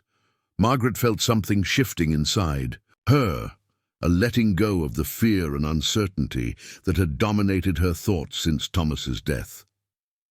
"I'm not the same person I was a week ago," she said finally. "Good," the Call by Thunder replied. "Same person would not survive what comes next. New person has a chance to build a new life, teach children how to be strong in a world that changes like weather." As dawn light began filtering through the cavern's skylights, Margaret realized that she was no longer a refugee fleeing from disaster. She was something new, a bridge between worlds, a woman who could help her children navigate the complex future that awaited them. The soldiers outside might still be searching, but she no longer feared them. Whatever came next, she would face it with the strength of her new people behind her and the wisdom of both worlds to guide her path. 3 days passed in the sacred cavern before Called by Thunder's scouts brought disturbing news. The soldiers had not given up their search as expected. Instead, they had established a permanent camp at the mouth of the canyon system, effectively trapping the Apache group inside the mountain sanctuary. Margaret watched Call by Thunder's face as he received the report from a young warrior who had somehow managed to slip past the military cordon. The scout spoke rapidly in Apache, his words carrying an urgency that needed no translation. Other warriors gathered around, their expressions growing increasingly grim as they heard the details. "What is it?" Margaret asked, though she already dreaded the answer. Called by Thunder's jaw tightened. Soldiers are not looking for survivors anymore. They are looking for witnesses. Someone told them about gold discovery, about what really happened to your husband and other men. Margaret felt her blood turn to ice. They know we escaped? They know someone escaped. They bring an Apache tracker from Fort Bowie, a half-breed who works for the army. He follows our trail to the cavern entrance but cannot enter the sacred place, so soldiers wait, try to starve us out. The implications hit Margaret like a physical blow. They weren't just hiding from a search party anymore. They were under siege. And if the soldiers were willing to use an Apache tracker against his own people, the situation was far more desperate than she'd understood. "How long can we stay here?" she asked. "Food for maybe 10 days more, water forever, but horses need grass, and grass here is not enough for a long time." Called by Thunder gestured toward the cavern entrance. "Also, soldiers bring more men. Scout says 40 soldiers now, maybe more coming." Margaret realized with growing horror that their rescue had trapped not just her family, but an entire Apache band. These people had risked everything to save her children, and now they were paying the price for their compassion. "This is my fault," she said, her voice barely above a whisper. "If you hadn't saved us—" "No." Called by Thunder's voice was firm. "Soldiers would have killed Apache anyway. This way, we save innocent lives and learn about army plans. Better to know the enemy than be surprised by them." But Margaret could see the strain in his eyes, the weight of responsibility for so many lives. She had become not just a refugee, but a burden that might cost these people everything. Grandmother Moon had been silent during the discussion, but now she spoke in rapid Apache. The other elders listened respectfully, nodding at her words. Called by Thunder. Translated, though Margaret could see he was reluctant to share the elders' message. "Grandmother Moon says there's another way out of cavern. Old path, very dangerous, but leads to a sacred canyon where the main tribe waits. Problem is, path goes through territory claimed by Victorio's band." Margaret had heard the name Victorio, whispered in frontier settlements, an Apache war chief who had never accepted reservation and continued to raid across the borderlands. He was said to be brilliant, ruthless, and utterly committed to driving all whites from Apache territory. "Would he help us?" she asked, though she already suspected the answer. "Victorio kills all whites on sight. He would see you and white children as enemies, not as adopted tribe members." Called by Thunder paused, studying Margaret's face. "But there might be a way. My son rides with Victorio's band. If I could convince him to speak for you." The plan that emerged from the Council of Elders was as desperate as it was dangerous. Called by Thunder would take 2 warriors and attempt to reach Victorio's camp, hoping to negotiate safe passage for the entire group. Meanwhile, the rest would prepare for a running fight through the dangerous path if diplomacy failed. Margaret watched the preparations with growing anxiety. The Apache moved with grim efficiency, checking weapons and redistributing supplies for maximum mobility. Children who had been playing just hours before were now being taught how to stay silent during emergencies, how to cling to riders without hindering their movements. "What if your son refuses to help?" Margaret asked, called by Thunder as he prepared. "To leave? What if Victorio won't listen? Then we fight our way through.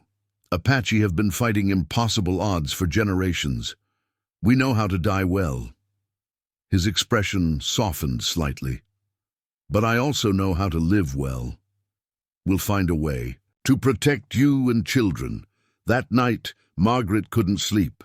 She lay beside Samuel and Emma, listening to the quiet sounds of the cavern and trying to process how quickly their situation had deteriorated. She had begun to feel safe here, to believe that the worst was behind them.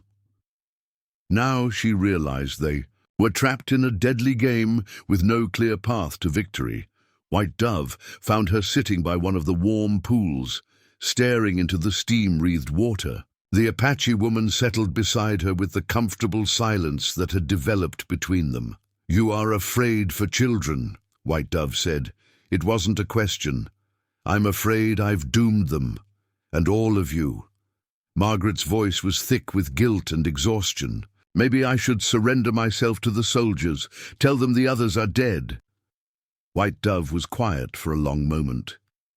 When she spoke, her words carried the weight of hard-won wisdom. Apache women lose many children to soldiers, to sickness, to hard life. Learn that fear for children can make mother weak or can make mother strong like a mountain lion. You choose which kind of mother you are. Margaret looked at her new friend, seeing the pain that lay behind her calm exterior. You lost children? 3 sons. Soldiers killed 2 at Skeleton Canyon. Fever took a 3rd winter before this one. Now I help raise all children, teach them to be strong for what comes next. The simple statement hit Margaret harder than any dramatic declaration could have. Here was a woman who had lost everything and chosen to channel her grief into caring for others, into ensuring that no child would face the world without the skills and love they needed to survive. How do you do it? How do you keep going? Apache way, we are part of something bigger than ourselves. Individual pain, individual death. These are small things compared to survival of people, of land, of way of life. You learn to see beyond your own fears. Margaret thought about this as she watched steam rise from the sacred pools. She had been so focused on her own family's survival that she hadn't fully grasped the larger context of their situation. The Apache weren't just fighting for their lives, they were fighting for their entire culture, their right to exist as a people. Called by Thunder returned 2 days later, but not alone. With him came a young Apache warrior whose resemblance to the older man was unmistakable, despite the anger that hardened his features. This had to be his son, the one who blamed all whites for his people's suffering. The young man's eyes swept over Margaret and the Henderson children with undisguised hostility. When he spoke, his words were in Apache, but his tone needed no translation.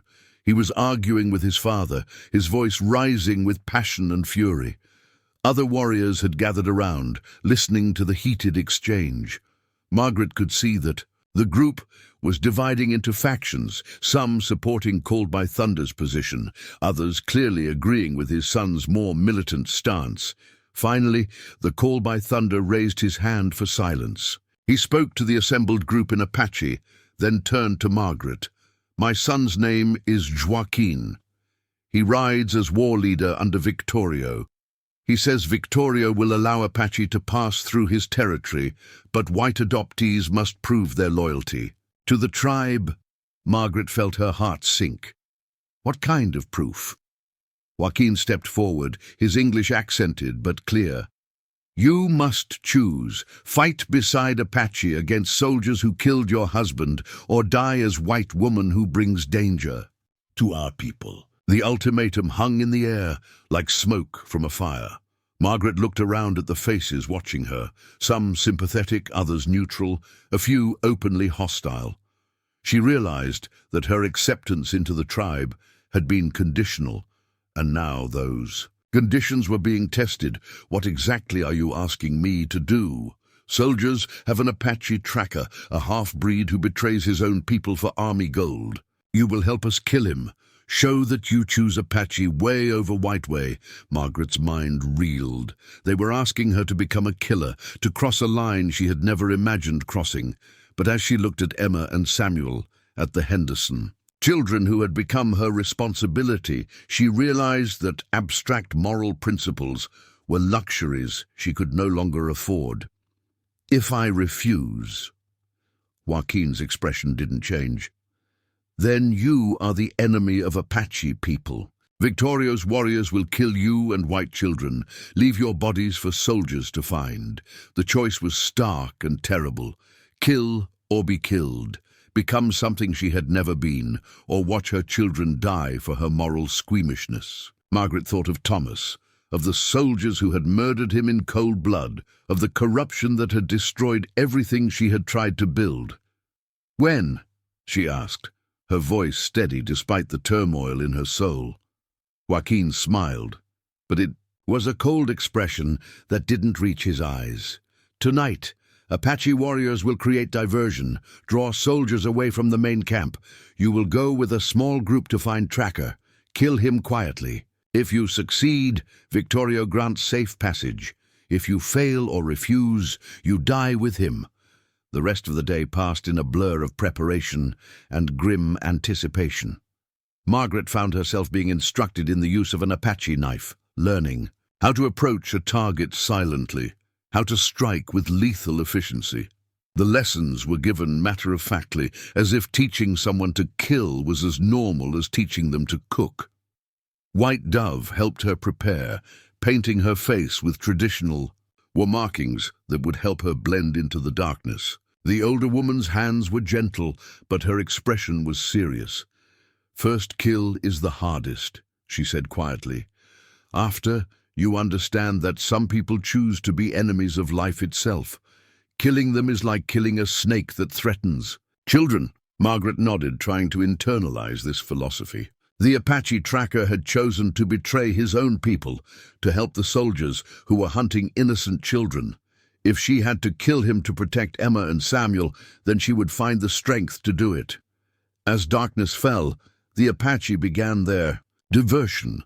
Fires were lit at strategic points around the soldiers' camp, creating confusion and forcing them to spread their forces thin.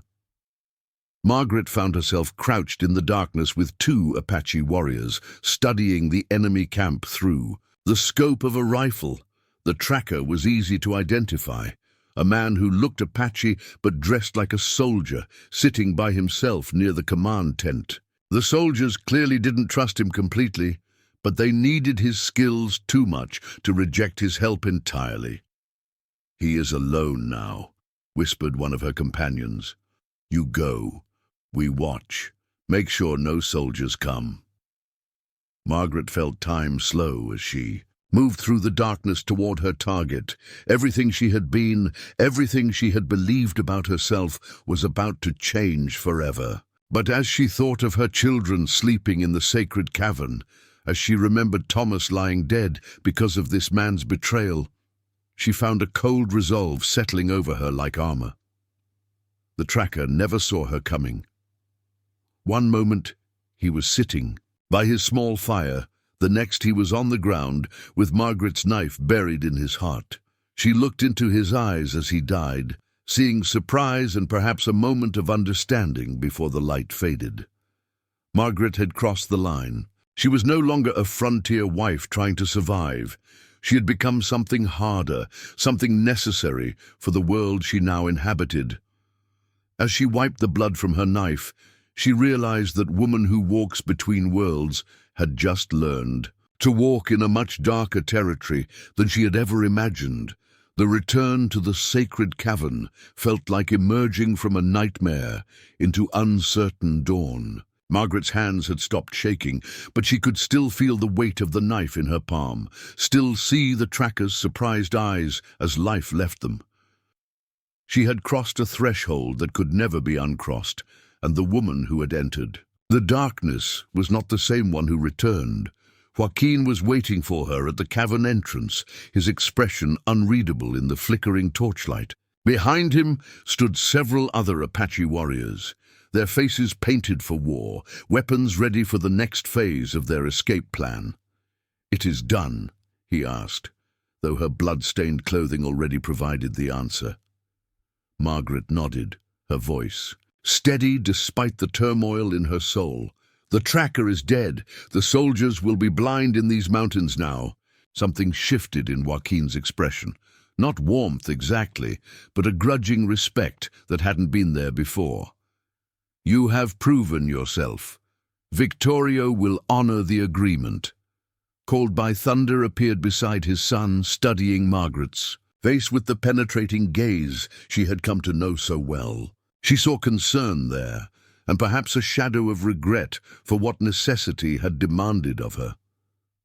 "The price of survival grows higher each day," he said quietly. "I am sorry it had to be you who paid for it." Margaret looked at her hands, still stained. Despite her attempts to wash them in the mountain stream, Someone had to. Better me than you. You're needed to lead your people to safety. The practicality of her response seemed to surprise both father and son. Margaret realized that she was already thinking like an Apache warrior, weighing the value of individual lives against the survival of the group. The transformation was complete in ways that went deeper than clothing or ceremony. "We leave at first light," Joaquin announced. "Victorio's scouts have found a safe path through the Badlands. Soldiers cannot follow where we go." The rest of the night was spent in frantic preparation. The Apache dismantled their camp with the same efficiency they had shown throughout their journey, erasing all traces of their presence in the sacred cavern. Margaret helped pack supplies, her movements automatic, while her mind processed the magnitude of what lay ahead. They were leaving the relative safety of the cavern for the unknown dangers of Victorio's territory. Even with safe passage guaranteed, they would be traveling through some of the most hostile terrain in the southwest, pursued by soldiers who now had personal reasons to want them dead. Emma woke as Margaret was securing their few possessions, her 4-year-old eyes immediately focusing on her mother's face with the intuitive awareness that children developed in dangerous situations. "Mama, why do you look different?" she asked. Margaret knelt beside her daughter, struggling to find words that would explain the unexplainable. Sometimes grown-ups have to do difficult things to keep their children safe. I had to do something very difficult last night. Emma studied her mother's face with the serious expression that had become habitual since their ordeal began. "Did you hurt someone?" The directness of the question caught Margaret off guard. She had forgotten how perceptive children could be, how they could sense truths that adults tried to hide. "Yes," she said simply. "I hurt someone who was trying to hurt us." Emma nodded, as if this made perfect sense. "Like when Papa had to shoot the wolf that was after our chickens." Margaret felt tears stinging her eyes at the innocence of the comparison. "Something like that, sweetheart. Sometimes protecting what you love means fighting what threatens it." As dawn broke over the mountains, the Apache group prepared to leave their sanctuary. Margaret looked back at the sacred cavern one last time, understanding that she was leaving behind more than just a temporary shelter. She was leaving behind the last remnants of her old life, her old understanding of right and wrong. The path that Victorio's scouts had found led through terrain that seemed designed to break both horses and spirits. They climbed over knife-edge ridges where a single misstep would mean a 1,000-foot fall, then descended into canyons so narrow that the walls pressed close enough to touch on both sides. The Henderson children rode with the Apache women, their adaptation to this harsh life continuing to amaze Margaret. Billy had become proficient enough in Apache to carry on simple conversations, while the twins had developed the silent communication skills that were essential for survival in hostile territory. Samuel rode with Margaret, wrapped in furs that kept him warm despite the bitter mountain air. The baby seemed to thrive in the high altitude, his cries becoming less frequent as he adjusted to the rhythm of constant travel. By midday, they had reached the edge of Victorio's territory proper. The landscape here was different from anything Margaret had seen before, a maze of red rock formations that rose like ancient cities from the desert floor. The formations created natural fortresses and hiding places, perfect for a guerrilla force that needed to appear and disappear like ghosts. It was here that they encountered their first Apache patrol. The warriors materialized from behind rock. Formations, with the silent efficiency that was their trademark, surrounding the group before anyone realized they were there. Margaret felt her hand move instinctively toward her knife, then forced herself to remain still as Called by Thunder and Joaquin rode forward to parley.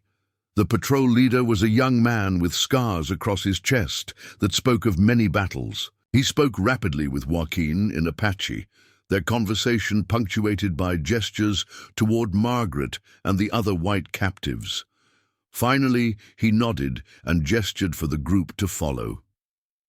"We are expected," Called by Thunder explained to Margaret. Victoria waits at the Council Rock.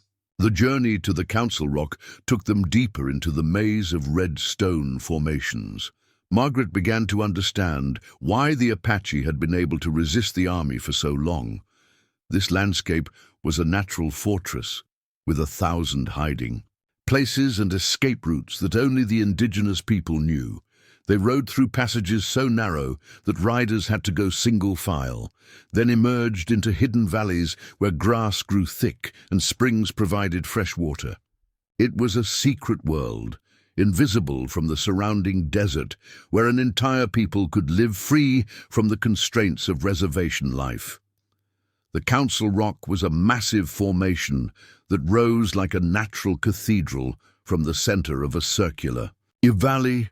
Apache lodges dotted the valley floor, arranged in the traditional pattern that Margaret had learned, indicated a temporary but well-organized camp. Smoke rose from cooking fires, and she could see children playing in the distance while women worked at various tasks. But it was the man standing at the base of the Council Rock who commanded immediate attention. Even from a distance, Margaret could feel the power that radiated from Victorio like heat from a forge. He was not tall, but his presence seemed to fill the entire valley. As they approached, Margaret could see that Victorio was perhaps 50 years old, his face marked by the hard lines of a man who had seen too much war. His eyes were intelligent and calculating, missing nothing as he studied the approaching group. Joaquin dismounted first, approaching the war chief with the respectful deference due to a leader of his stature. They spoke in Apache, their conversation too rapid for Margaret to follow, even with her limited understanding of the language. Finally, Victorio gestured for Margaret to approach. She dismounted carefully, aware that every Apache in the valley was watching this moment. Samuel was in her arms, while Emma clung to her dress with the instinctive fear of a child in the presence of great power. "You are the white woman who killed the tracker," Victorio said in clear English, his voice carrying the authority of someone accustomed to being obeyed without question. "I am," Margaret replied, meeting his gaze directly despite the intimidation she felt. Victorio studied her for a long moment, his eyes taking in every detail of her appearance and bearing. Margaret had the sense that he was looking deeper than the surface, evaluating her character and resolve with the skill of someone who had spent a lifetime judging the worth of warriors. "My scouts tell me you move like Apache, think like Apache, kill like Apache, but you are still white inside. How do I know you will not betray my people when it serves your purpose?" The question hung in the air like a challenge. Margaret realized that everything depended on her answer, not just safe passage for her family, but acceptance into a world where loyalty was the only currency that mattered. "Because I have nowhere else to go," she said simply. "The white world killed my husband and tried to kill my children. You are my people now, for better or worse." Victorio nodded slowly, as if her answer confirmed something he had already suspected. "The tracker you killed was my nephew. His mother was my sister, his father a white soldier who abandoned them both. He chose to serve the army that had rejected him, thinking it would make him white. Instead, it made him a traitor to both peoples." Margaret felt her stomach clench. She had killed this man's nephew, his own blood relative. The fact that he was thanking her for it rather than demanding vengeance spoke to a complexity of Apache justice that she was only beginning to understand. "I'm sorry for your loss," she said carefully, "but he was helping the soldiers hunt innocent children." Yes, he forgot that blood is thicker than gold. Family is more important than acceptance by enemies. His death was necessary, but it was also a tragedy. Victorio's expression softened slightly. "You gave him clean death, warrior's death. For this I am grateful." The war chief turned to address the assembled Apache, his voice carrying clearly across the valley. Margaret couldn't understand his words, but she could feel the power in them, the way they stirred the listeners to nods of agreement and murmurs. of approval. "I have told my people that you are to be treated as full Apache," he explained to Margaret. "You will be given lodge, horses, weapons. Your children will be raised as Apache children, taught Apache ways alongside white knowledge. But you must understand, once you accept this protection, you are committed to Apache cause. There is no going back to white world." Margaret looked around the valley at the faces watching her. These people were offering her something precious, not just survival, but belonging. They were asking her to join their struggle, to become part of their resistance against a world that wanted to destroy them. "What does that mean exactly?" she asked. "It means you fight beside us when fighting is needed. It means you raise your children to be strong, to carry on Apache ways even if Apache people disappear from Earth. It means you choose Apache future over white comfort, even when choice is hard." Margaret thought of her parents in Boston, of the life she had once dreamed of giving her children. That world seemed like a story from someone else's life now, as distant and unreal as a fairy tale. "I accept," she said, her voice carrying across the valley with surprising strength. Victorio smiled, the expression transforming his stern features into something almost gentle. "Then, welcome home, woman who walks between worlds. Your long journey is over." As the Apache people of the valley came forward to welcome their new sister, Margaret felt something she hadn't experienced since Thomas's death. The deep peace that came with belonging somewhere, with being accepted completely for who she had become rather than who she had been. The sun was setting behind the red rock formations, painting the valley in shades of gold and crimson. Margaret stood with her children in her arms, surrounded by her new family, and realized that sometimes the end of one world was simply the beginning of another. The frontier widow was dead. In her place stood an Apache woman, ready to face whatever challenges lay ahead with the strength of her people behind her and the wisdom of both worlds to guide her path. 5 years had passed since Margaret Sullivan had died in that Colorado blizzard, and Woman Who Walks Between Worlds had taken her place. The red rock country of Victorio's stronghold had become more familiar to her than the Boston streets of her childhood, more home than the Kansas plains where she'd first learned to be Thomas's wife. She stood on the rim of Eagle's Nest Canyon, watching her daughter Emma, now called Wind in the Pines, practice with a bow alongside the other Apache children.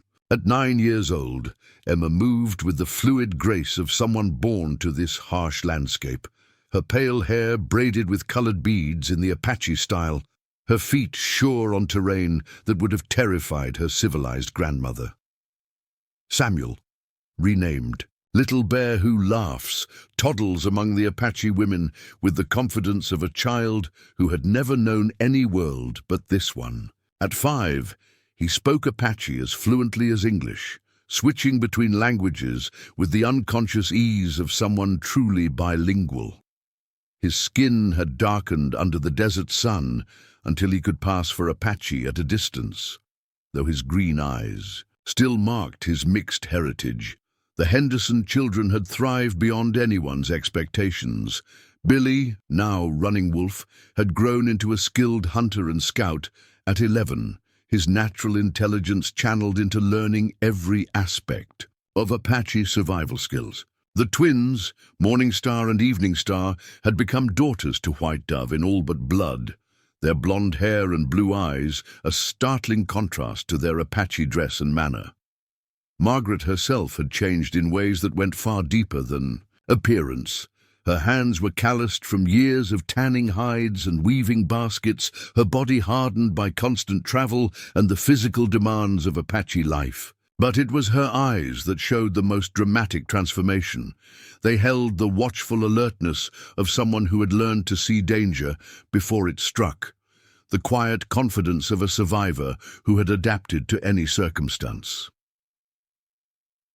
The past 5 years had not been peaceful.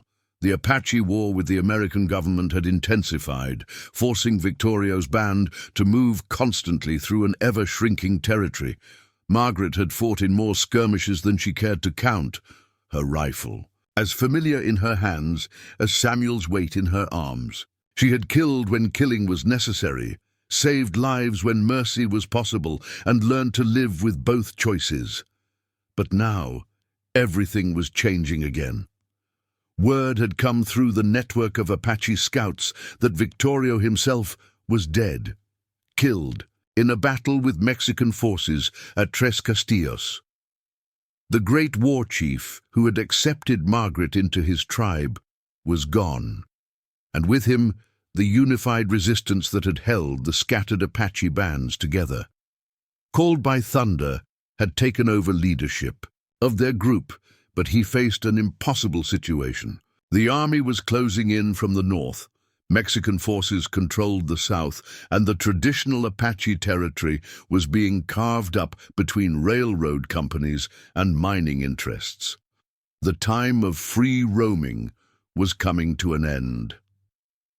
That evening, as the band gathered around the council fire in their hidden canyon stronghold, Margaret listened to the debate that would determine all their futures. Some of the younger warriors, led by Joaquin, argued for fighting to the death rather than accepting reservation life.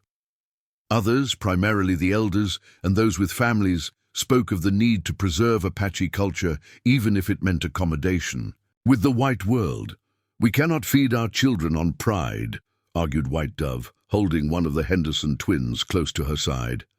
Better to live as Apache on reservation than to die as Apache in wilderness. Life without freedom is not life, Joaquin countered, his face hard with the fanaticism of someone who had never known defeat.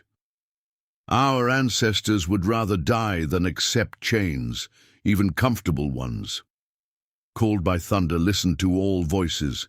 Before speaking, his words carrying the weight of someone who had wrestled with impossible choices for years. The world has changed since my vision quest, he said quietly. Thunder Being showed me two paths, resistance that leads to death or adaptation that leads to survival. I chose adaptation, but I did not understand what it would cost. He looked directly at Margaret, his expression heavy with the burden of leadership. You have lived in both worlds. What do you see in the white man's future for Apache people? Margaret felt the weight of every gaze in the circle. These people had saved her life, accepted her as family, made her one of their own. Now they were asking her to help them choose between cultural death and physical extinction. I see a future where Apache children learn to read and write in white schools, she said carefully. Where they speak English as well as Apache, where they work within the white man's system to protect what can be protected of Apache ways. The silence that followed her words was heavy with skepticism and pain. She had described exactly what many of them feared most, the slow dissolution of everything that made them Apache. But I also see something else, she continued, her voice growing stronger.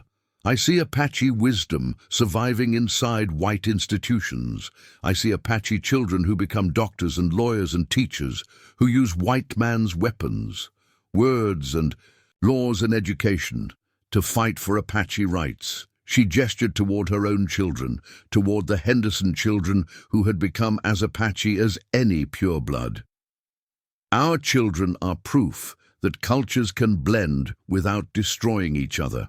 They are bridges between worlds carrying the best of both. Called by Thunder nodded slowly.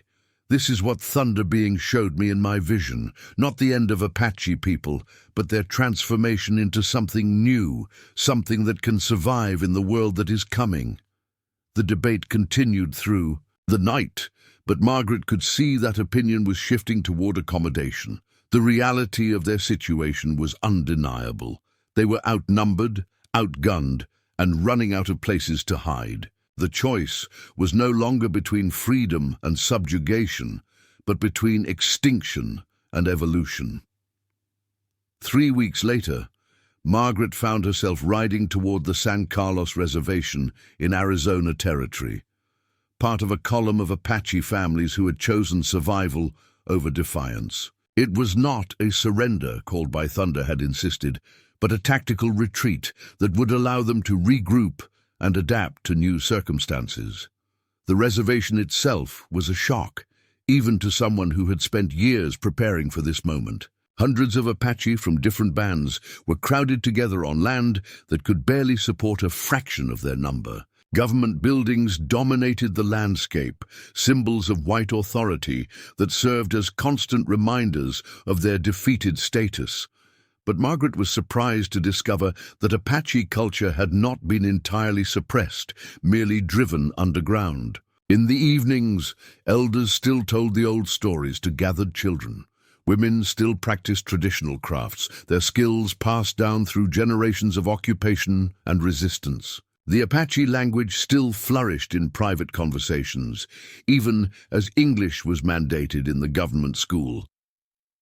The school itself became Margaret's particular focus. As one of the few Apache women who could read and write English fluently, she was hired as an interpreter and cultural liaison. It was difficult work, helping Apache children navigate between the white world they were being forced to enter and the Apache culture they were being told to abandon. But Margaret began to see opportunities within the system. She convinced some of the white teachers to incorporate Apache legends into their lessons, arguing that it would help the children learn English more effectively. She organized after-school sessions where Apache children could practice traditional skills alongside their formal education. Most importantly, she began working with other Apache women to preserve their cultural knowledge in written form. They created books of traditional recipes, medicinal practices, stories and songs, all written in English so they could be preserved even if the Apache language was eventually lost. Emma thrived in this environment, her natural intelligence allowing her to excel in both Apache and white educational systems. She became fluent in 3 languages, English, Apache and Spanish, and showed particular aptitude for mathematics and science. Margaret began to envision a future where her daughter might become a teacher herself, or even a doctor serving both white and Apache communities. Samuel adapted to reservation life with the resilience of early childhood, making friends among children of all backgrounds and learning to navigate the complex social dynamics of the reservation. His Apache name, Little Bear Who Laughs, proved prophetic. His cheerful nature and infectious humor made him popular with both Apache families and white administrators. The Henderson children faced unique challenges as whites raised Apache, but they found their place as cultural interpreters and advocates. Billy, Running Wolf, became an unofficial liaison between the Apache community and the reservation authorities, his ability to understand both perspectives making him valuable to both sides. As the months turned to years, Margaret watched the Apache people slowly adapt to their new circumstances. It was not the future any of them had wanted, but it was a future nonetheless. Apache children were learning to read and write. Apache men were finding work as scouts and interpreters. Apache women were discovering new markets for their traditional crafts. There were losses, certainly. Some of the old ways were forgotten, as the elders died and young people focused on survival in the white world. Some Apache youth lost their connection to traditional culture entirely, becoming indistinguishable from their white contemporaries except for their physical features. But there were also unexpected gains. Apache children educated in white schools returned to their communities with new skills and knowledge that could be used to protect Apache interests. Some became lawyers who fought for Apache land rights.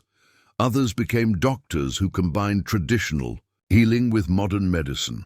Called by Thunder had been right about the need for adaptation. The Apache people had not been destroyed by their contact with white civilization.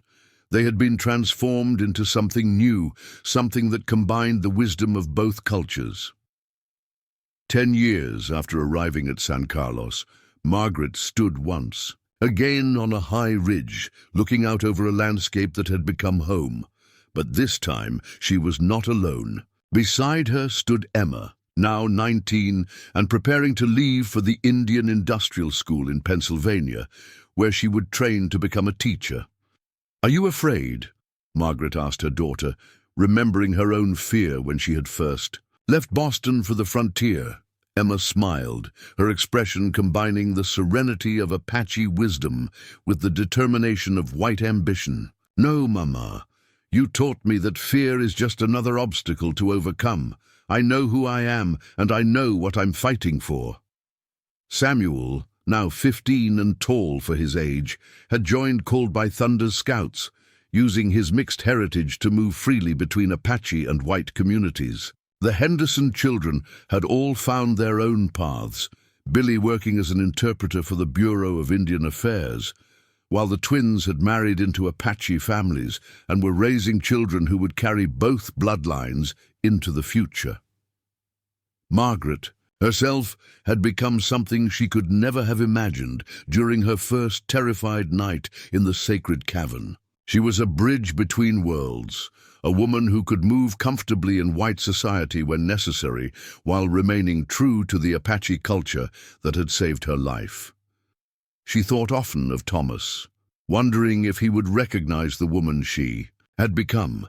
The frightened frontier wife who had hidden beneath the cabin floor was gone forever, replaced by someone harder, wiser, more adaptable. She had learned to kill when killing was necessary, to survive when survival seemed impossible, to love when love required courage. Most importantly, she had learned that identity was not fixed, that people could reinvent themselves when circumstances demanded it.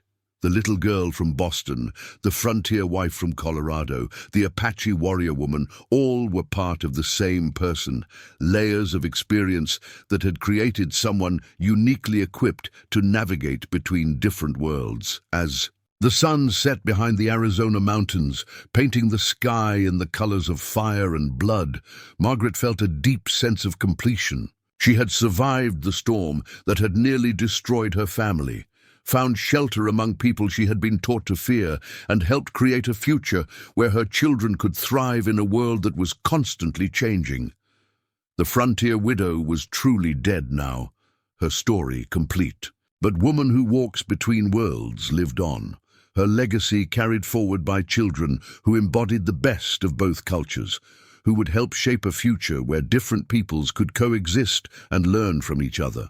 The storm had passed, and in its wake, new life had taken root and flourished.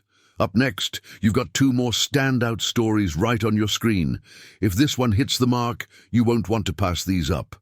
Just click and check them out, and don't forget to subscribe and turn on the notification bell so you don't miss any upload from us.